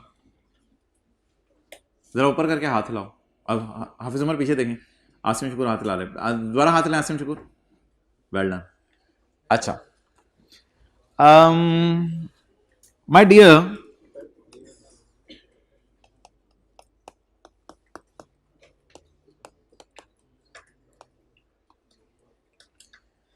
मेरा दावा है और ये हकीकत भी है कि सेल रिटर्न रिकॉर्ड हो चुकी है। नजर क्यों नहीं आ रही, नजर क्यों नहीं आ रही? नहीं, असल में हुआ ये होगा कि सेल भी होगी और सेल रिटर्न भी होगी। ठीक है, कोई नहीं, इस तरह उसने शो कर दिया। तो मैं अगर दावा करूं कि सेल रिटर्न रिकॉर्ड हो चुकी है, तो ऑब्वियसली आप क्या कहेंगे, अच्छा ठीक है, इस पर सेल रिटर्न रिकॉर्ड हो चुकी है, फिर सेल ही क्या होकर नजर आ रही है मुझे, नेट होकर नजर आ रही है। बात समझ आई मेरी? तो कुछ अकाउंटेंट क्या करते हैं, सेल को क्रेडिट साइड पे शो कर देते हैं, सेल रिटर्न को डेबिट साइड पे, और कुछ क्या करते हैं, सेल को ही 120 पे शो कर देते हैं। डन। ये कॉन्सेप्ट जहन में रख के अब आप हमारे सवाल में वापस आ जाएं। जिथे दी डंकी और थे आन खलोती, पेज नंबर 535। नहीं, वो खोती ना बोला करें, उर्दू मुनासिब नहीं लगता लफ्ज खोती का। फिर VII, ओहो 2 दफा मैंने बोल दिया, सॉरी। कुछ नहीं, मैंने खोती मुंह से निकल गया था। VII पढ़े जी, क्या हुआ, उर्दू बोलते हैं शर्म क्यों है? पढ़े VII।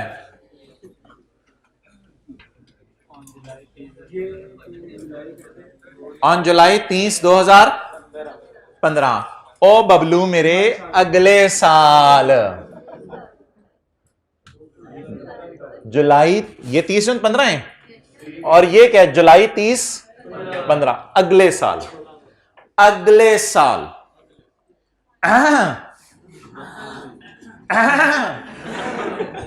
जुलाई 30-15 इन अगले साल, ये अगले साल तो आपको पता है ना फाइनल डिविडेंड अनाउंस होता है हमारे प्रॉफिट्स में से, ये तो आपको पता है ये अगले साल की स्टेटमेंट ऑफ इक्विटी में जाता है, ये अगले साल की स्टेटमेंट ऑफ इक्विटी में जाता है, ठीक है, क्योंकि जो हमारे साल का फाइनल होता है, ये देखें, ये मेरे ख्याल से हमारे, ये नहीं जो ग्रीन लाइन मैंने लिखी है इसका मतलब है हमारे साल का फाइनल डिविडेंड अगले साल की एसओसीआईई में जाएगा। तो फिर हमारे साल की एसओसीआईई में क्या आएगा? पिछले साल का फाइनल डिविडेंड अवेलेबल है वैसे। पिछले साल का फाइनल डिविडेंड कितना है? 20%। कैलकुलेटर पकड़े, शेयर कैपिटल पे रेट लगा, शेयर कैपिटल ढूंढें दीवानावार। लोग कैलकुलेटर ढूंढते हैं, आप शेयर कैपिटल ढूंढें। थर्ड क्लास नहीं, थर्ड लास्ट। 60,000 का शेयर कैपिटल पकड़ लिया आपने।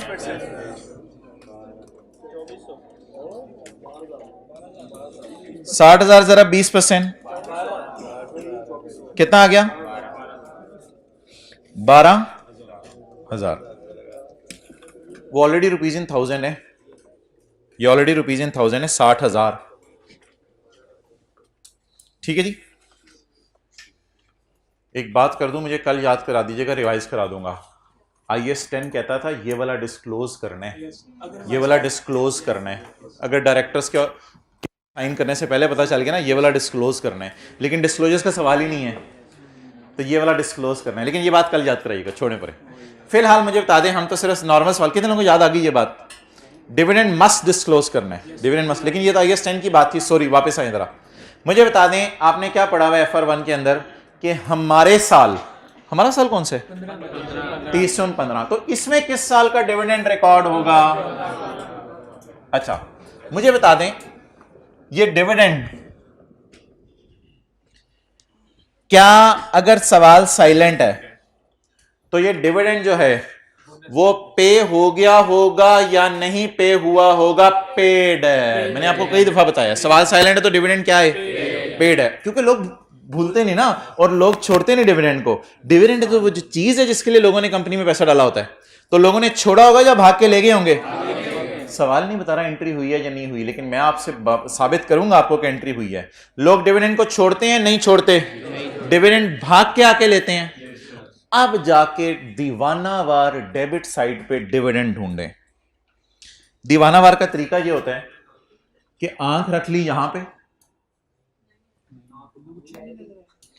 आंख रख ली यहां पे,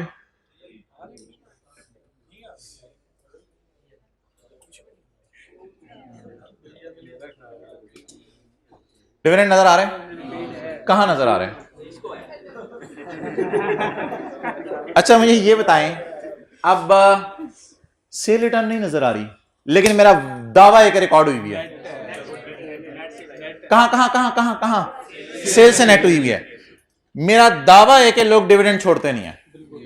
लोग सब कुछ छोड़ने को तैयार हो जाते हैं, हत्ता के लोग अपना मुल्क छोड़ देते हैं, डिविडेंड नहीं छोड़ते। लंदन चले जाते हैं, डिविडेंड नहीं छोड़ेंगे। स्टील मिल से जो डिविडेंड आ रहा होगा वो नहीं छोड़ेंगे, मुल्क छोड़ देंगे, डिविडेंड नहीं छोड़ेंगे। ऐसा ही है। किधर है डिविडेंड? किधर है डिविडेंड?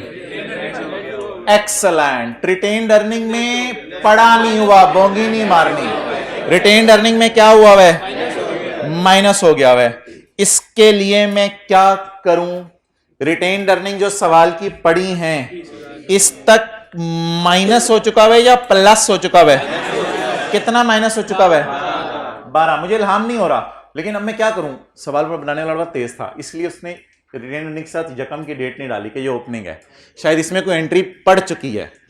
मुझे कैसे इल्हाम हुआ पड़ी है? डिविडेंड लोग छोड़ते नहीं। अगर डिविडेंड ले गए तो फिर डेबिट में नजर आना चाहिए था। अगर डिविडेंड डेबिट में नजर नहीं आ रहा तो रिटेन्ड अर्निंग को कम कर चुके हैं, लेकिन स्टेटमेंट ऑफ चेन इक्विटी में तो शो करना है इसको। अब कोई तरीका बताएं कि मैं 20,000 को ग्रॉसअप करके वहां डिविडेंड शो कर दूं? कोई तरीका बताएं। 20 की जगह यहां 32 लिख दूं, क्योंकि इसमें 12 नेगेटिव पड़ा होगा। 20 की जगह क्या लिखूं? 32, और फिर क्या माइनस करूं? कितना? अल्लाह का शुक्र है मैंने ट्रायल वाला 20 उठा लिया है, मैंने ट्रायल वाला 20, लेकिन प्रेजेंटेशन बेहतर कर दिया, सेल रिटर्न को अलग अलग करके दिखा दिया, या ओपनिंग और डिविडेंड को अलग अलग करके दिखा दिया। नोट कर लो। ट्रायल वाली फिगरें कितनी दफा उठानी होती है? एक दफा। ये 20,000 कितने आ रहे हैं? एक दफा। मैंने भी कितनी दफा उठाया? और आपको पता है इधर 2014 का फाइनल डिविडेंड आता है 15 में, तो अगर उसने स्टेटमेंट ऑफ इक्विटी मांगी है तो फिर मुझे शो भी करना चाहिए। स्टेटमेंट ऑफ इक्विटी तो बेटर प्रेजेंटेशन यही है कि इसमें डिविडेंड नजर आए। मुझे इल्हाम कैसे हुआ कि डिविडेंड जो है वो रिटेन्ड अर्निंग में कम हुआ है? क्योंकि डेबिट साइड पे नजर, और डिविडेंड लोग लेना भूलते नहीं।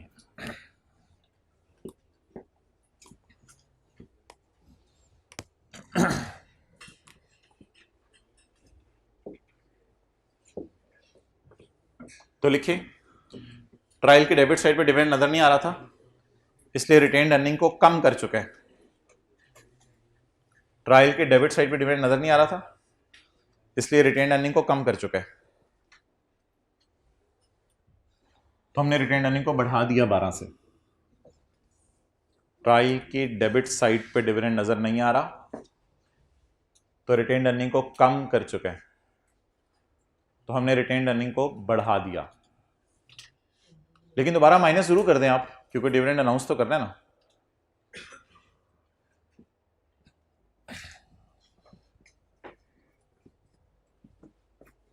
ओके,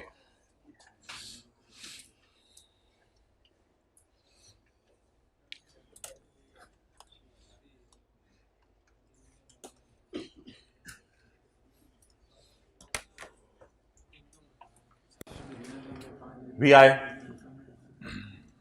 में आ जाए यार। वो ट्रायल में जाएं जरा, सीटीपी देखें, करंट टैक्स पेबल कितना पड़ा हुआ है? 2000 नजर आ रहे हैं? 2000। तो जरा ये देखें, क्या कहानी को समझ आ रही है आपको?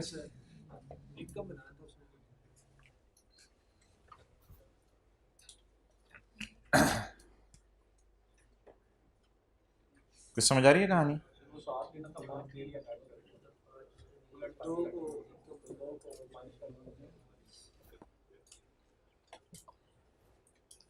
अच्छा चले, मुझे ये बताएं, अगर एसेट फारग हो जाए तो उसे एक्सपेंस में डाल देते हैं। एसेट फारग हो जाए तो उसे, मोबाइल चोरी हो गया, एक्सपेंस डेबिट मोबाइल क्रेडिट, रोने लग जाएंगे।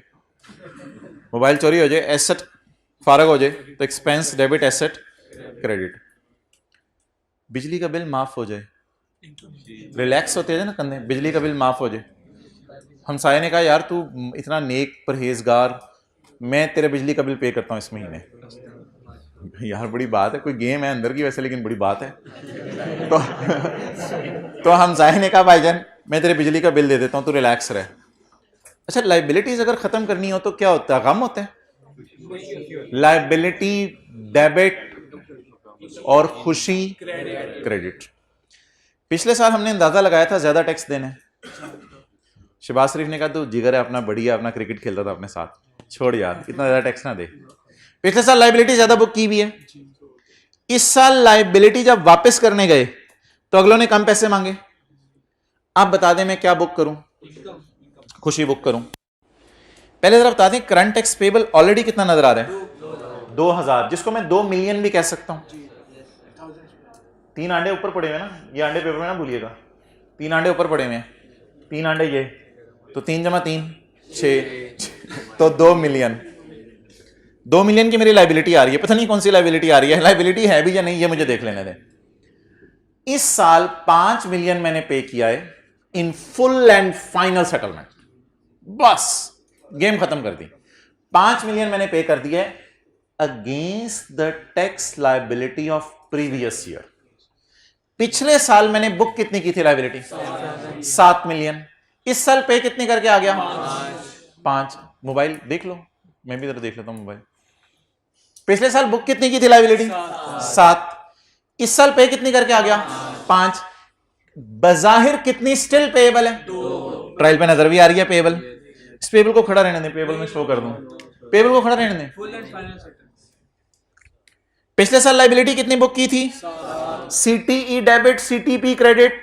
पिछले साल सीटीई डेबिट, सीटीपी क्रेडिट। पिछले साल 7 पे बुक की थी लाइबिलिटी। इस साल फुल एंड फाइनल, एफबीआर ने कहा आज के बाद इस साल को हम आपके छेड़ेंगे नहीं, फुल एंड फाइनल खत्म करें, आप बस 5000 देके जाएं। आपने टैक्स गलत निकाला हुआ था, आपका बहुत कम बन रहा है, आप 5 देके चले जाएं। तो मैं 5 देके आ गया, तो फिर 2 की लाइबिलिटी स्टिल क्यों नजर आ रही है? क्योंकि 5 देके आ गया ना, तो फिर नजर कितनी आ रही है लाइबिलिटी? इसको लाइबिलिटीज में शो कर दूं या लाइबिलिटी को फारक कर दूं किताबों से? फारक करके कहां ले जाऊं? जहां पिछले साल सीटीई बुक किया था, सीटी प्रायर, जहां पिछले साल, आपको याद आ रहा है पिछले साल का टैक्स मैंने कहा था अगर चेंज हो जाए तो वो कहां शो करते हैं? CTE prior. याद आ रही है ये बात? इसको हमने पढ़ा था अंडर और ओवर प्रोविजन के नाम से। लिखे उर्दू में, पिछले साल ओवर प्रोविजन हो गई थी, पिछले साल ओवर प्रोविजन हो गई थी।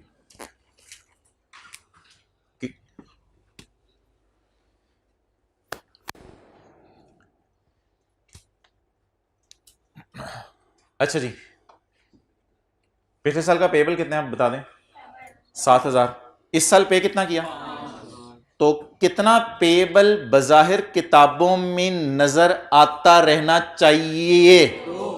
2।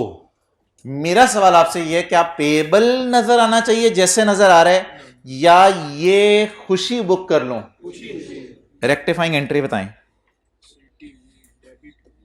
रेक्टिफाइंग एंट्री बताएं इस पेबल को खत्म करने की। ये जो अकाउंट है इसका नाम क्या है? प्रोविजन। आपके समझने के लिए सीटीपी। इस अकाउंट को मैं क्या कर दूं? डेबिट। अदर इनकम में ले जाऊं या जहां पिछले साल खर्चा बुक किया था? अदर इनकम में ले जाऊं या जहां पिछले साल खर्चा बुक किया था? वो कहां बुक किया था? इसे चेंज इन एस्टीमेट कहते हैं, इसे पास ईयर एरर नहीं कहते, इसे चेंज इन एस्टीमेट कहते हैं। अंदाजा ही होता है ना हमारा टैक्स, तो इसे चेंज इन एस्टीमेट कहते हैं। इसे इसलिए रिट्रोस्पेक्टिवली डील नहीं करते, इसे प्रोस्पेक्टिवली डील करते हैं। अदर इनकम इसलिए डालते कि पिछले साल जहां डाला था उसी जगह के ऊपर क्लासिफाई करना ज्यादा बेहतर है। अब एंट्री पोस्ट करवाएं, एंट्री पोस्ट कराएं। हाँ एक्सेलेंट यार, -2000, ये 0 हो गया। ये अब हम नहीं उठाएंगे इंशाल्लाह, डेबिट पड़ा ना, पेबल 0 हो गया। खुशी को कहां ले जाऊं? पेबल डेबिट, पेबल मैंने मुंह पे ही फारिग कर दिया, आपने मुंह पे ही फारिग कर दिया पेबल, पेबल डेबिट। और खुशी कहां डालूं? नेगेटिव नहीं,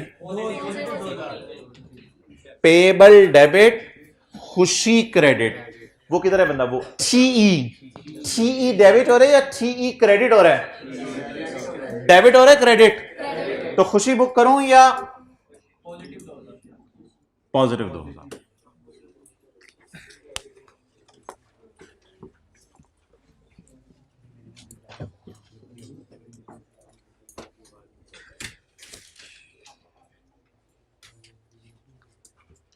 अच्छा यार, ये जो फाइनल अकाउंट का सवाल होता है ना, एक हमने किया था वो वाला फिक्स वाला किया था, एक बहुत पुराना हमने सवाल किया था मिंट लैमिनेट वाला, जिसमें IAS 12 भी था और फाइनल अकाउंट वाला सवाल भी था। इसको ना पेपर में कंसोलिडेशन की तरह एक्सपेक्ट ना कीजिएगा कि पेट एडजस्टमेंट्स आनी है, कि 8-9 एडजस्टमेंट्स हैं इसी में से आनी है। आज जो मैंने 3 एडजस्टमेंट्स आपको करवाई हैं, तीनों ऑल टुगेदर न्यू है, लेकिन ऑब्वियसली इतनी एडजस्टमेंट्स बंदे ने कर ली होती हैं कि सवाल में आधी कंफर्टेबली कराता है। सवाल में 20% मार्क्स तो ट्रायल के होते हैं, तकरीबन 20% तो ट्रायल के होते हैं, फिर प्रेजेंटेशन के मार्क्स होते हैं, फिर अदर इंफॉर्मेशन से जो समझ आ रहा है, पुरानी एंट्रीज जो पड़ी हैं, जो मैंने आसान 3 छुड़वा दी है, रेफिशन की छुड़वा दी है, एक्सपोर्ट लाइसेंस की छुड़वा दी है, क्लोजिंग स्टॉक की छुड़वा दी है, वो आसान एडजस्टमेंट्स हैं।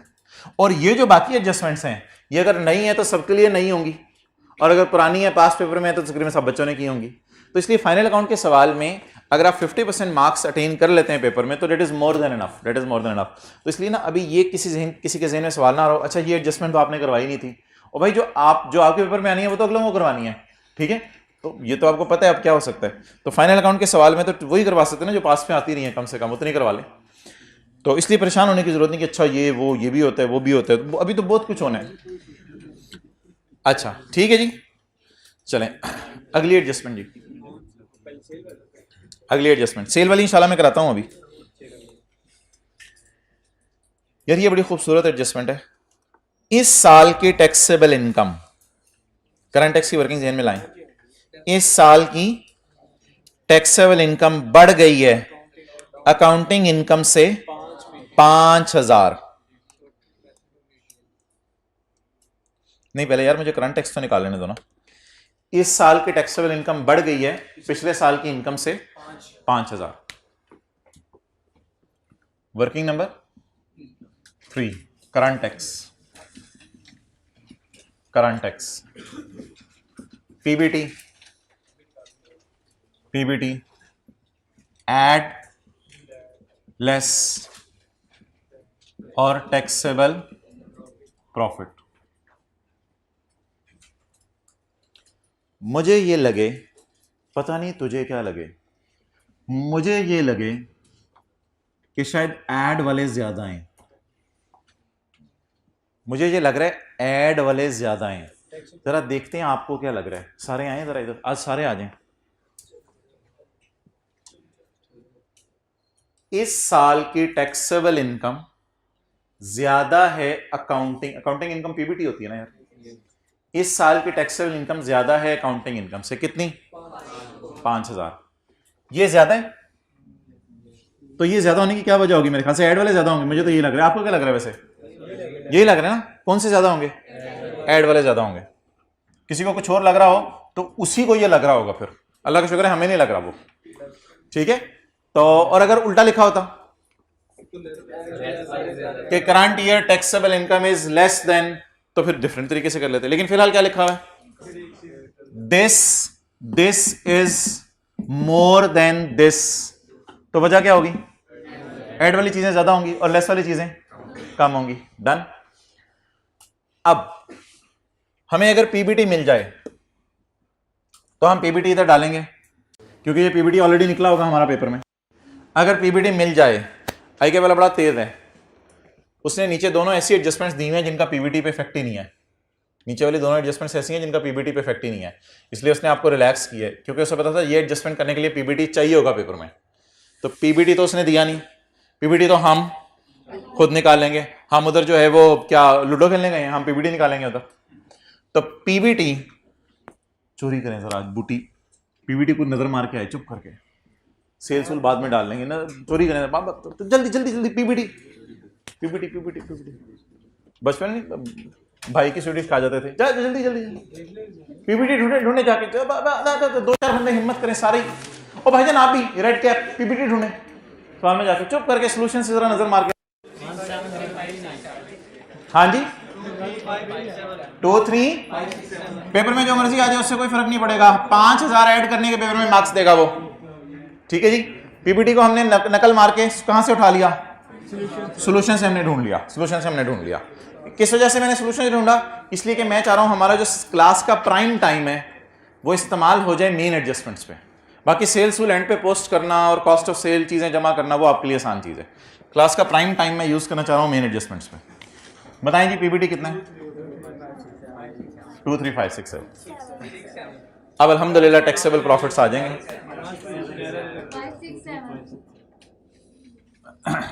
बताएं 2, 4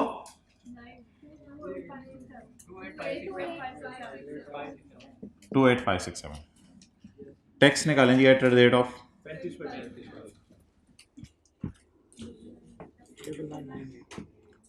999,8। एंट्री बताएं। सीटी डेबिट, सीटी, ये सीटी करंट ईयर है, ये सीटी प्रायर नहीं है, ये करंट ईयर का लस लिखा हुआ है। ये सीटी कौन सा वाला है? Current year. एंट्री बताएं जी जल्दी जल्दी जल्दी जल्दी जल्दी। सीटी डेबिट और CTP credit, CT debit CTP credit. TE debit, TE debit वो 2000 तो हमने फर्क कर दिया, वो जो 2000 था वो तो लाइबिलिटी थी नहीं हमारी, वो तो खुशी थी। वो जो 2000 ट्रायल में नजर आ रहा था वो तो पिछले साल का था ना पेएबल, उसको अब किताबों में रखने की जरूरत नहीं है क्योंकि वो पेएबल है ही नहीं, फुल एंड फाइनल सेटल हो गया। तो जनरल एंट्री बता दीजिए टैक्स की।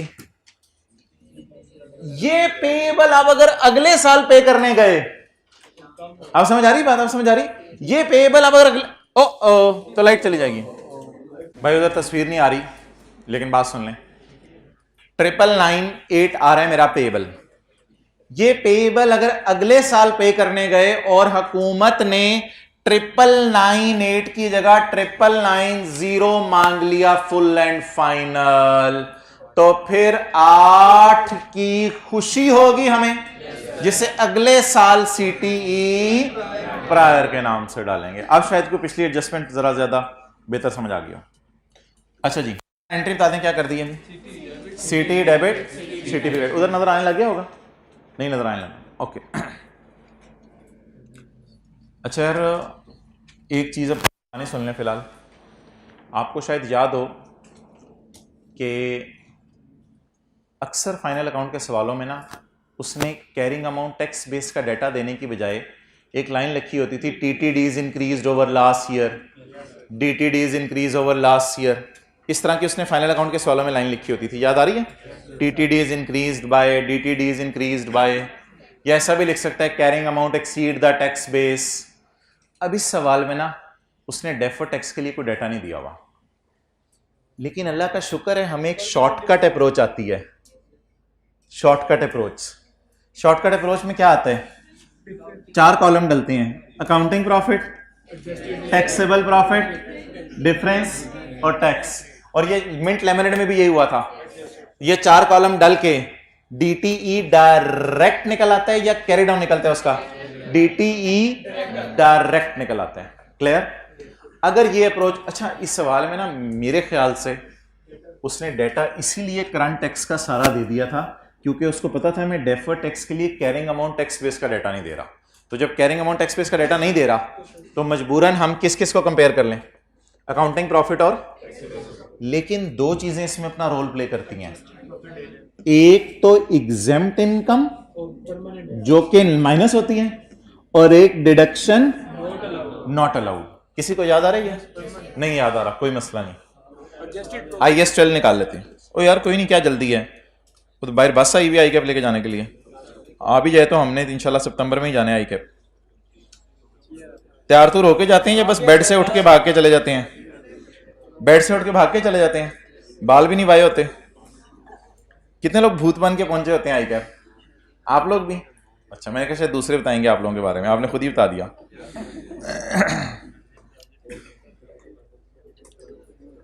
यार और कुछ होना हो, पेपर से पहले ना नींद पूरी करके जाना है। अच्छा यही ना हो कि नींद ही पूरी हो रही है, कम से कम 4-5 घंटे ना जरूर सो के जाइएगा।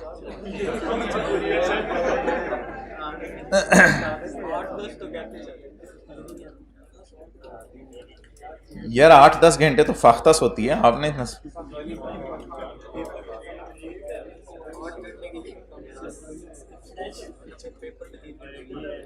पेज नंबर 335, ओह कमाल हुआ है, इस पेज पे कैलकुलेशंस भी हुई हैं सारी।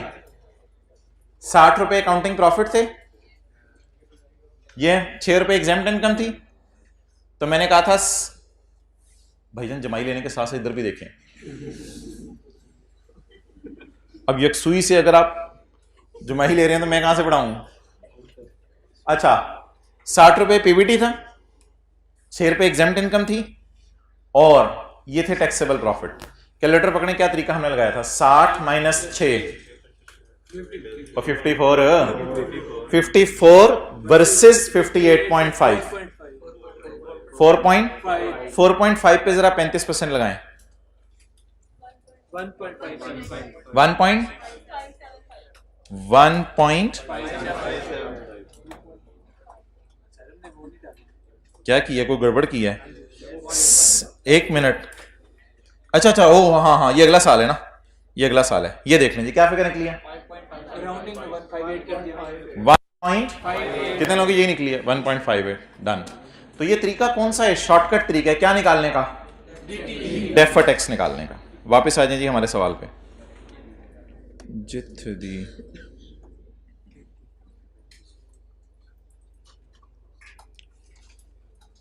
Current year taxable profit exceed accounting profit by 5। Current year taxable profit exceed accounting profit by 5 of which 0.8 are permanent। Nature ही नहीं बताई परमानेंट डिफरेंस की, नेचर ही नहीं बताई परमानेंट डिफरेंस की कि डिडक्शन नॉट अलाउड है या एग्जाम्प्ट इनकम है। Of which 0.8 are permanent. कोई माई का लाल नेचर बता दे। Excellent, deduction not allowed. Why? इसलिए कि 5000 इस साइड पे पड़ा है तो इसमें तो डिडक्शन नॉट अलाउड ही पड़ी होगी ना। अगर ये 5 इधर पड़ा होता फिर एग्जेम्प्ट इनकम होती। तो ऑफ विच 0.8 इज, लेकिन परमानेंट डिफरेंस होना करंट टैक्स की वर्किंग को नहीं छेड़ेगा। खुदा के लिए करंट टैक्स की वर्किंग ना छेड़िएगा। करंट टैक्स में परमानेंट डिफरेंस इधर पड़े होते हैं और पड़ा रहना कोई गलत बात नहीं है। ऑफ विच का क्या मतलब है? फिर ये परमानेंट डिफरेंस इस साइड वाला है। इस साइड पे कौन सा परमानेंट डिफरेंस होता था? डिडक्शन। एक्सेलेंट। तो ये डिडक्शन नॉट अलाउड है कोई, लेकिन करंट टैक्स को ना छेड़िएगा। करंट टैक्स में तो पड़ा रहता है, अभी मैंने दिखाया आपको। 0.8 नहीं, इसको मेरे ख्याल से ना 800 लिखेंगे, 800 लिखेंगे। अब बता दें 4 कौन से कॉलम डालूं डेफर्ड टैक्स निकालने के लिए। एडजस्टेड अकाउंटिंग प्रॉफिट, और मिंट लैमिनेट में भी यही किया था। सर आप ऐसा क्यों कर रहे हैं? बेटा कैरिंग अमाउंट टैक्स बेस का डाटा अवेलेबल नहीं है, कैरिंग अमाउंट टैक्स बेस का डाटा अवेलेबल नहीं है। अकाउंटिंग प्रॉफिट क्या उठाऊं? 2 3 5 6 7। अच्छा, किसी ने 800 को इग्नोर भी कर दिया होगा तो आईकैप ने ये सारा करने के इसको मार्क्स जरूर दिए होंगे। तो इसलिए एडजस्टमेंट्स में इजी मार्क्स भी होते हैं। 2 3 5 6 7 जमा 800, ये 800 क्या होगा? Adjusted profit. 2 3 5 6 7 जमा 800, बोलें 2 4। इसको वर्सेस करें 2 8 5 6 7 से। अगर भूला हुआ ना बिल्कुल परेशान नहीं होना। IAS 12 जब आप फाइनल दिनों में रिवाइज करे होंगे ना, इंशाल्लाह आपको याद आ जाएगा, याद आ जाएगी ये बात। तो अकाउंटिंग प्रॉफिट में डिडक्शन नॉट अलाउड ऐड होती थी, इसको हम एडजस्टेड प्रॉफिट कहते थे, और अगर एग्जाम्प्ट इनकम होती थी वो माइनस होती थी। तो एडजस्टेड अकाउंटिंग उसमें ये इस 5000 और इसको हम कुछ नहीं करते होते थे, सिर्फ ये वाली हाईलाइट करता था मैं। अच्छा,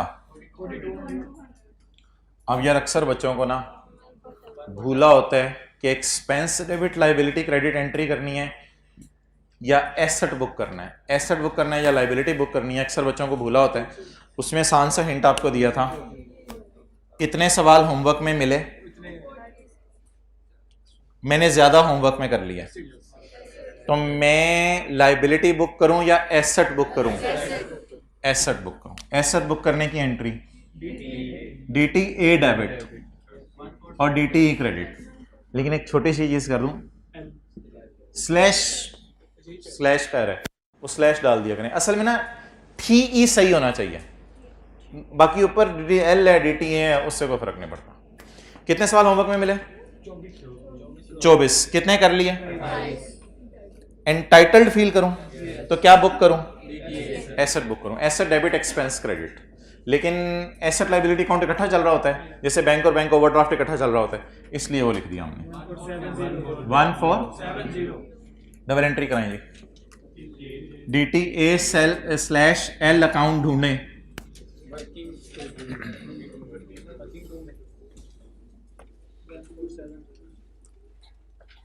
कितना? 1470। ये वाला अकाउंट क्या हो गया? डेबिट। और होमवर्क ज्यादा कर लिया है तो रिलैक्स फील करें, एंटाइटल्ड फील करें। खर्चा बुक करूं या कम करूं? खुशी 1470 किधर है? ये भी पॉजिटिव साइन के साथ 1470।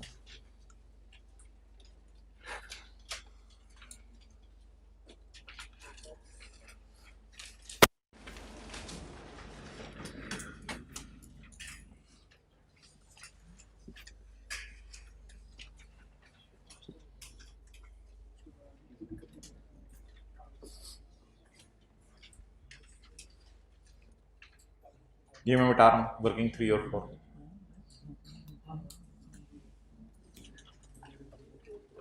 हाँ जी, पोस्टिंग की रीजन बता दूं?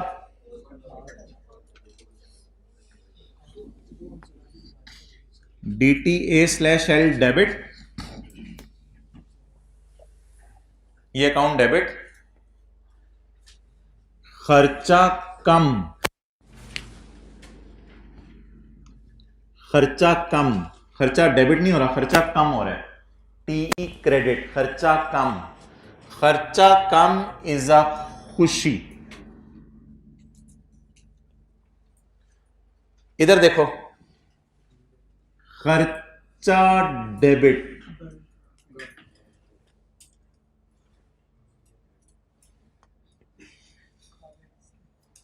खर्चा डेबिट, खर्चा कम,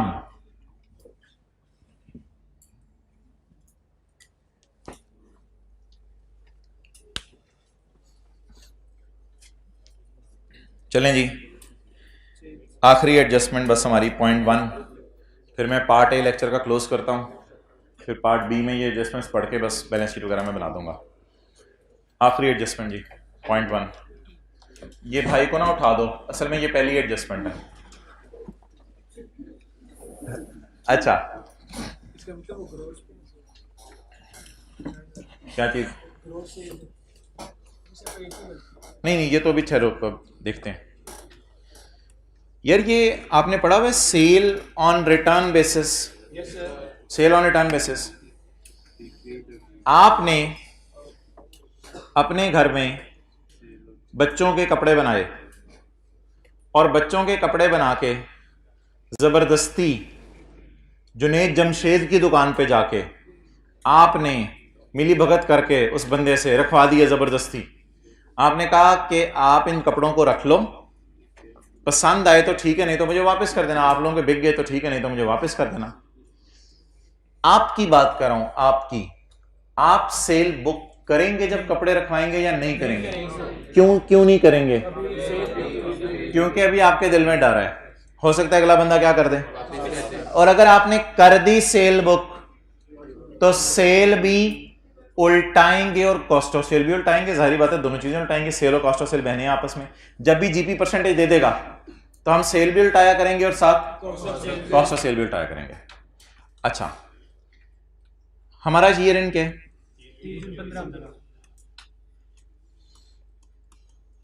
30/15।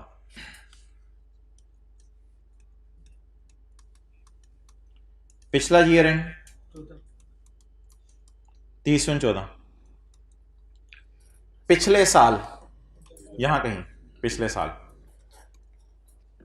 साल की अगर कोई गलती पकड़ी जाती है ना तो IS 8 उसे कहता है prior year error. Prior year error, पिछले साल। अब्दुल्ला कोई जरूरत नहीं, पिछले साल उसने ब्रैकेट में लिख भी दिया अगर किसी को यकीन नहीं आ रहा। Year and 30/14। पिछले साल हमने बिल भेजा 10 मिलियन का, सेल लास्ट ईयर इंक्लूड। पिछले साल की सेल में डाल दिया ये बिल 10 मिलियन का। 10 मिलियन का मैंने जे डॉट वालों को बिल भेजा है 10 मिलियन का, विच वर सेंड टू जे डॉट। अब जे डॉट मेरे लिए कस्टमर है क्योंकि मैं उसे कपड़े बेच रहा हूं, उसने आगे फिर अपने कस्टमर्स को बेचने होंगे। तो a bill was sent by me to J dot on पिछले साल, आइस भी इधर चाहिए, ऑन पिछले साल 25 जून 14 को मैंने, पिछला साल खत्म होने से 6 दिन पहले मैंने उसे बिल भेजा था।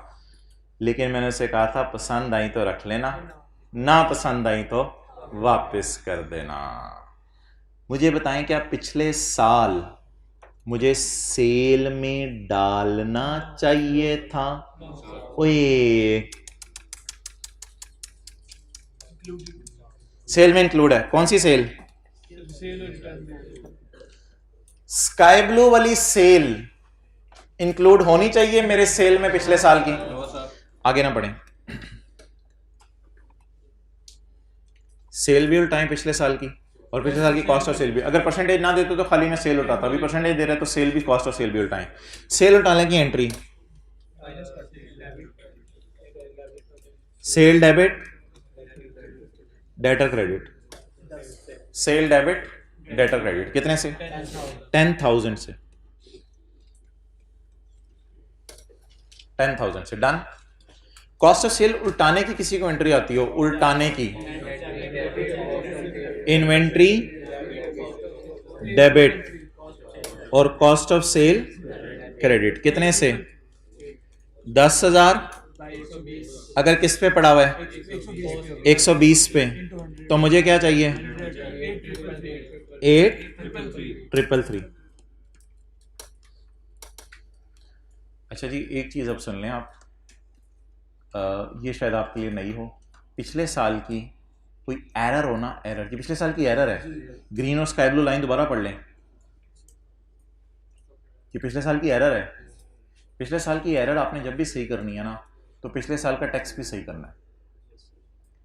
पिछले साल का टैक्स हम डेफर टैक्स में सही किया करेंगे। क्यों? ये IAS 8 की डिस्कशन है जो FR1 में नहीं होती थी। इधर भी हमें फिलहाल करने की जरूरत नहीं है। लेकिन आप एग्री कर रहे हैं कि पिछले साल के खर्चे और इनकम्स छेड़ रहे हैं, तो फील कर रहे हैं कि पिछले साल का टैक्स भी छिड़ना चाहिए। टैक्स कैसे छिड़ना है, जरा कैलकुलेटर पकड़ें। सेल क्या हो रही है? कम। सेल क्या हो रही है? कम। अच्छा, सेल कम होने से प्रॉफिट कितने से प्रॉफिट कम होगा पिछले साल का? कॉस्ट ऑफ सेल खर्चा होता है ना, खर्चा का बढ़ रहे, डेबिट हो रहा है, क्रेडिट हो रहा है ना, तो खर्चा कम हो रहा है। खर्चे कम होने से प्रॉफिट, खर्चे कम होने से प्रॉफिट बढ़ेगा। कितने से? मेरे ओवरऑल तो आपने जीपी लेना है ना, ओवरऑल तो जीपी उल्टाना है ना, तो ओवरऑल जीपी कितना बना? इसको क्या करना है? लेस वाले ज्यादा हैं या ऐड वाले ज्यादा हैं? इसको क्या करें? प्रॉफिट कम होने से टैक्स, प्रॉफिट कम होने से टैक्स कम होगा। टैक्स कम होने की एंड, अब आप कहेंगे करंट टैक्स क्यों नहीं, डेफर टैक्स क्यों? ये IAS 8 की बहस है, इसको मैं नहीं फिलहाल करा। ठीक है, प्रॉफिट कम होने से टैक्स, टैक्स कम होने की एंट्री और DT क्रेडिट 166 इंटू, पिछले साल का टैक्स रेट भी यही होगा, सवाल ने नहीं बताया तो 583। नोट कर लो।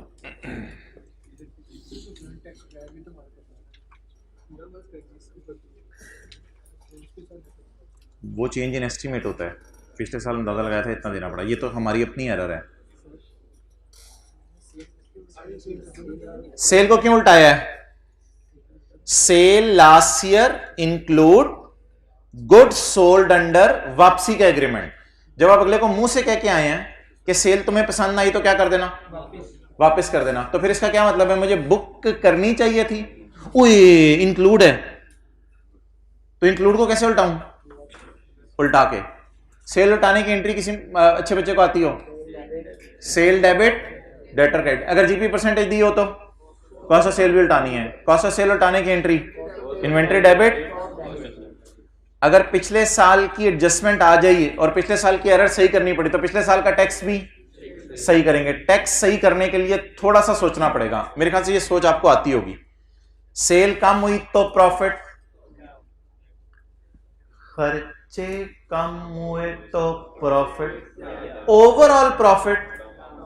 मुझे तो लग रहा है मैं पिछले साल का जीपी उल्टा रहा हूं, पता नहीं आपको लग रहा है या नहीं लग रहा। मुझे लग रहा है ये पिछले साल का जीपी है और जीपी को मैं क्या कर रहा हूं? उल्टा रहा हूं। क्यों उल्टा रहा हूं? क्योंकि पिछले साल सेल बुक हो गई थी ना, तो पिछले साल का जीपी उल्टा रहा हूं। जीपी उल्टाने या प्रॉफिट कम करने से, ये सोचें जरा, प्रॉफिट कम करने से टैक्स, टैक्स कम होने की एंट्री सोचें, रिकॉर्ड होने की नहीं, कम होने की। DTL debit DT credit. एक मिनट एक मिनट एक मिनट, अफसोस के साथ ऐलान किया जाता है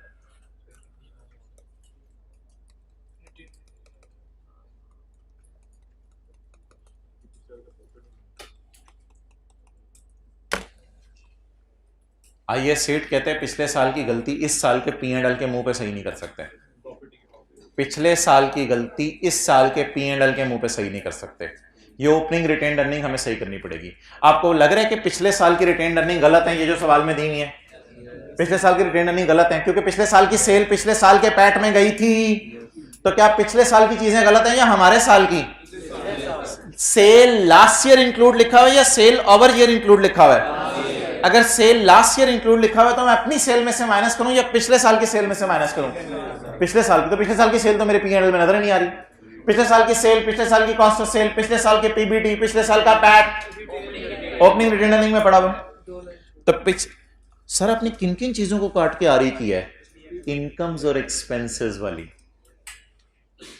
एसेट्स और लाइबिलिटीज वाली नहीं, इनकम्स और एक्सपेंसेस वाली चीजों को काट के मैंने क्या इफेक्ट कर दिया बोले? आरी। एंट्री को मैं एक एक करके पोस्ट करके चलता हूं। ओवरऑल जरा मुझे आरी पे इंपैक्ट बता दें, कैलकुलेटर पकड़ के ओवरऑल आरी पे इंपैक्ट बता दें। कैलकुलेटर पकड़ें, लिखे -10,000, -10,000, -10,000। आरी डेबिट, आरी तो क्रेडिट नेचर का अकाउंट है ना, आरी क्रेडिट नेचर का अकाउंट है, कंसोलिडेशन नहीं पड़ी हुई, आरी क्रेडिट नेचर का अकाउंट है। -10 plus positive 8,333 plus credits plus करें और डेबिट्स माइनस करें, -1084। बाकी ये मेरा पोस्ट करने वाला रह गया, ये भी मैं करा देता हूं पोस्ट। सॉरी, ये मैं पोस्ट करा देता हूं। आरई पे इफेक्ट मुझे बता दें। Correction of prior year error. अब ये हमारा ओपनिंग जरा दोबारा निकल आएगा, अब हमारा ओपनिंग दोबारा निकल आएगा। असल में वो ओपनिंग रीस्टेटेड नहीं था, अब हमारा ओपनिंग दोबारा निकल आएगा। पहले मुझे जरा बता दें correction of prior year error कितने से है? 1084।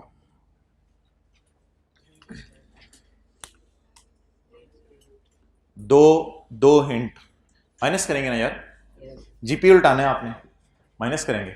यहां से देख लो, -10, +8,333 और +583। इसकी पोस्टिंग अभी देख लें। इस एंट्री में मैंने टैक्स कैसे निकाला है और इस एंट्री के अंदर मैंने ये कैसे किया है, ये इंशाल्लाह कल रिवाइज करा दूंगा। फिलहाल पोस्टिंग जरा देख लें। पोस्टिंग कैसे करनी है? -10, +8,333 और +583। ये करके ओपनिंग रिटेन्ड अर्निंग मेरी क्यों गलत है? क्योंकि सवाल में वाज़ेह तौर पे क्या लिखा हुआ है? पिछले साल की सेल में एरर है। अच्छा, अगली बात, गुड्स वर रिटर्न ऑन 25 अगस्त, जो कि डर था। हमारे साथ चीजें वापस आ गई हैं, हमारे साथ चीजें वापस आ गई हैं। क्यों वापस आ गई हैं? क्योंकि मैंने उसे बेची इसी बेस पे थी कि वो मुझे वापस कर, उसने हमारे साल वापस कर दी। हमारे साल सेल रिटर्न बुक करूं या पिछले साल सेल उल्टाऊं? सोचे, हमारे साल सेल रिटर्न बुक करूं या मैं यही एतराज कर दूं कि पिछले साल ही तुमने सेल गलत बुक की थी, इसलिए हमारे साथ सेल रिटर्न मैंने बुक नहीं की। अकाउंटेंट ने शुक्र है अभी तक कुछ नहीं किया, तेरी मेहरबानी, no correction has been made. कहते हैं अल्लाह का शुक्र है मैंने अभी तक कोई करेक्शन नहीं की इसकी, हमारे से करा ले, हमारे से करा ले। ठीक है जी, ये एडजस्टमेंट अब हमारी पेंडिंग होगी, ये इंशाल्लाह हम कल पढ़ेंगे दोबारा। अब आप हजरात जो है वो बैठे रहें, थोड़ी सी हिम्मत करके, 20-25 मिनट लगेंगे। सारी फिक्रें हमने उठानी है और उठा के लेके जानी है। जो हजरात जाना चाहते हैं वो जा सकते हैं, लेकिन वीडियो ज़रूर आप अटेंड कर लीजिएगा। एक मिनट, जाने से पहले एक बात सुन लें। डेटर कितने से क्रेडिट करेंगे? 10,000 से। इन्वेंट्री कितने से बढ़ाएंगे? भाई तो देख जरा, इन्वेंट्री कितने से बढ़ाएंगे? लेकिन ओपनिंग क्लोजिंग नहीं, हमारे साल की ओपनिंग जो पिछले साल की क्लोजिंग है। पिछले साल की क्लोजिंग में मसला है ना, तो अभी हमारे साल की ओपनिंग। और डीटीएल अकाउंट में कितना फेंकना है? ओए हो, डीटीएल अकाउंट मेरा गुम गया है। डीटीएल अकाउंट में कितना फेंकना है? 583। डन। तो ये भी मैं पोस्टिंग करता हूँ। ठीक है जी, अल्लाह हाफिज।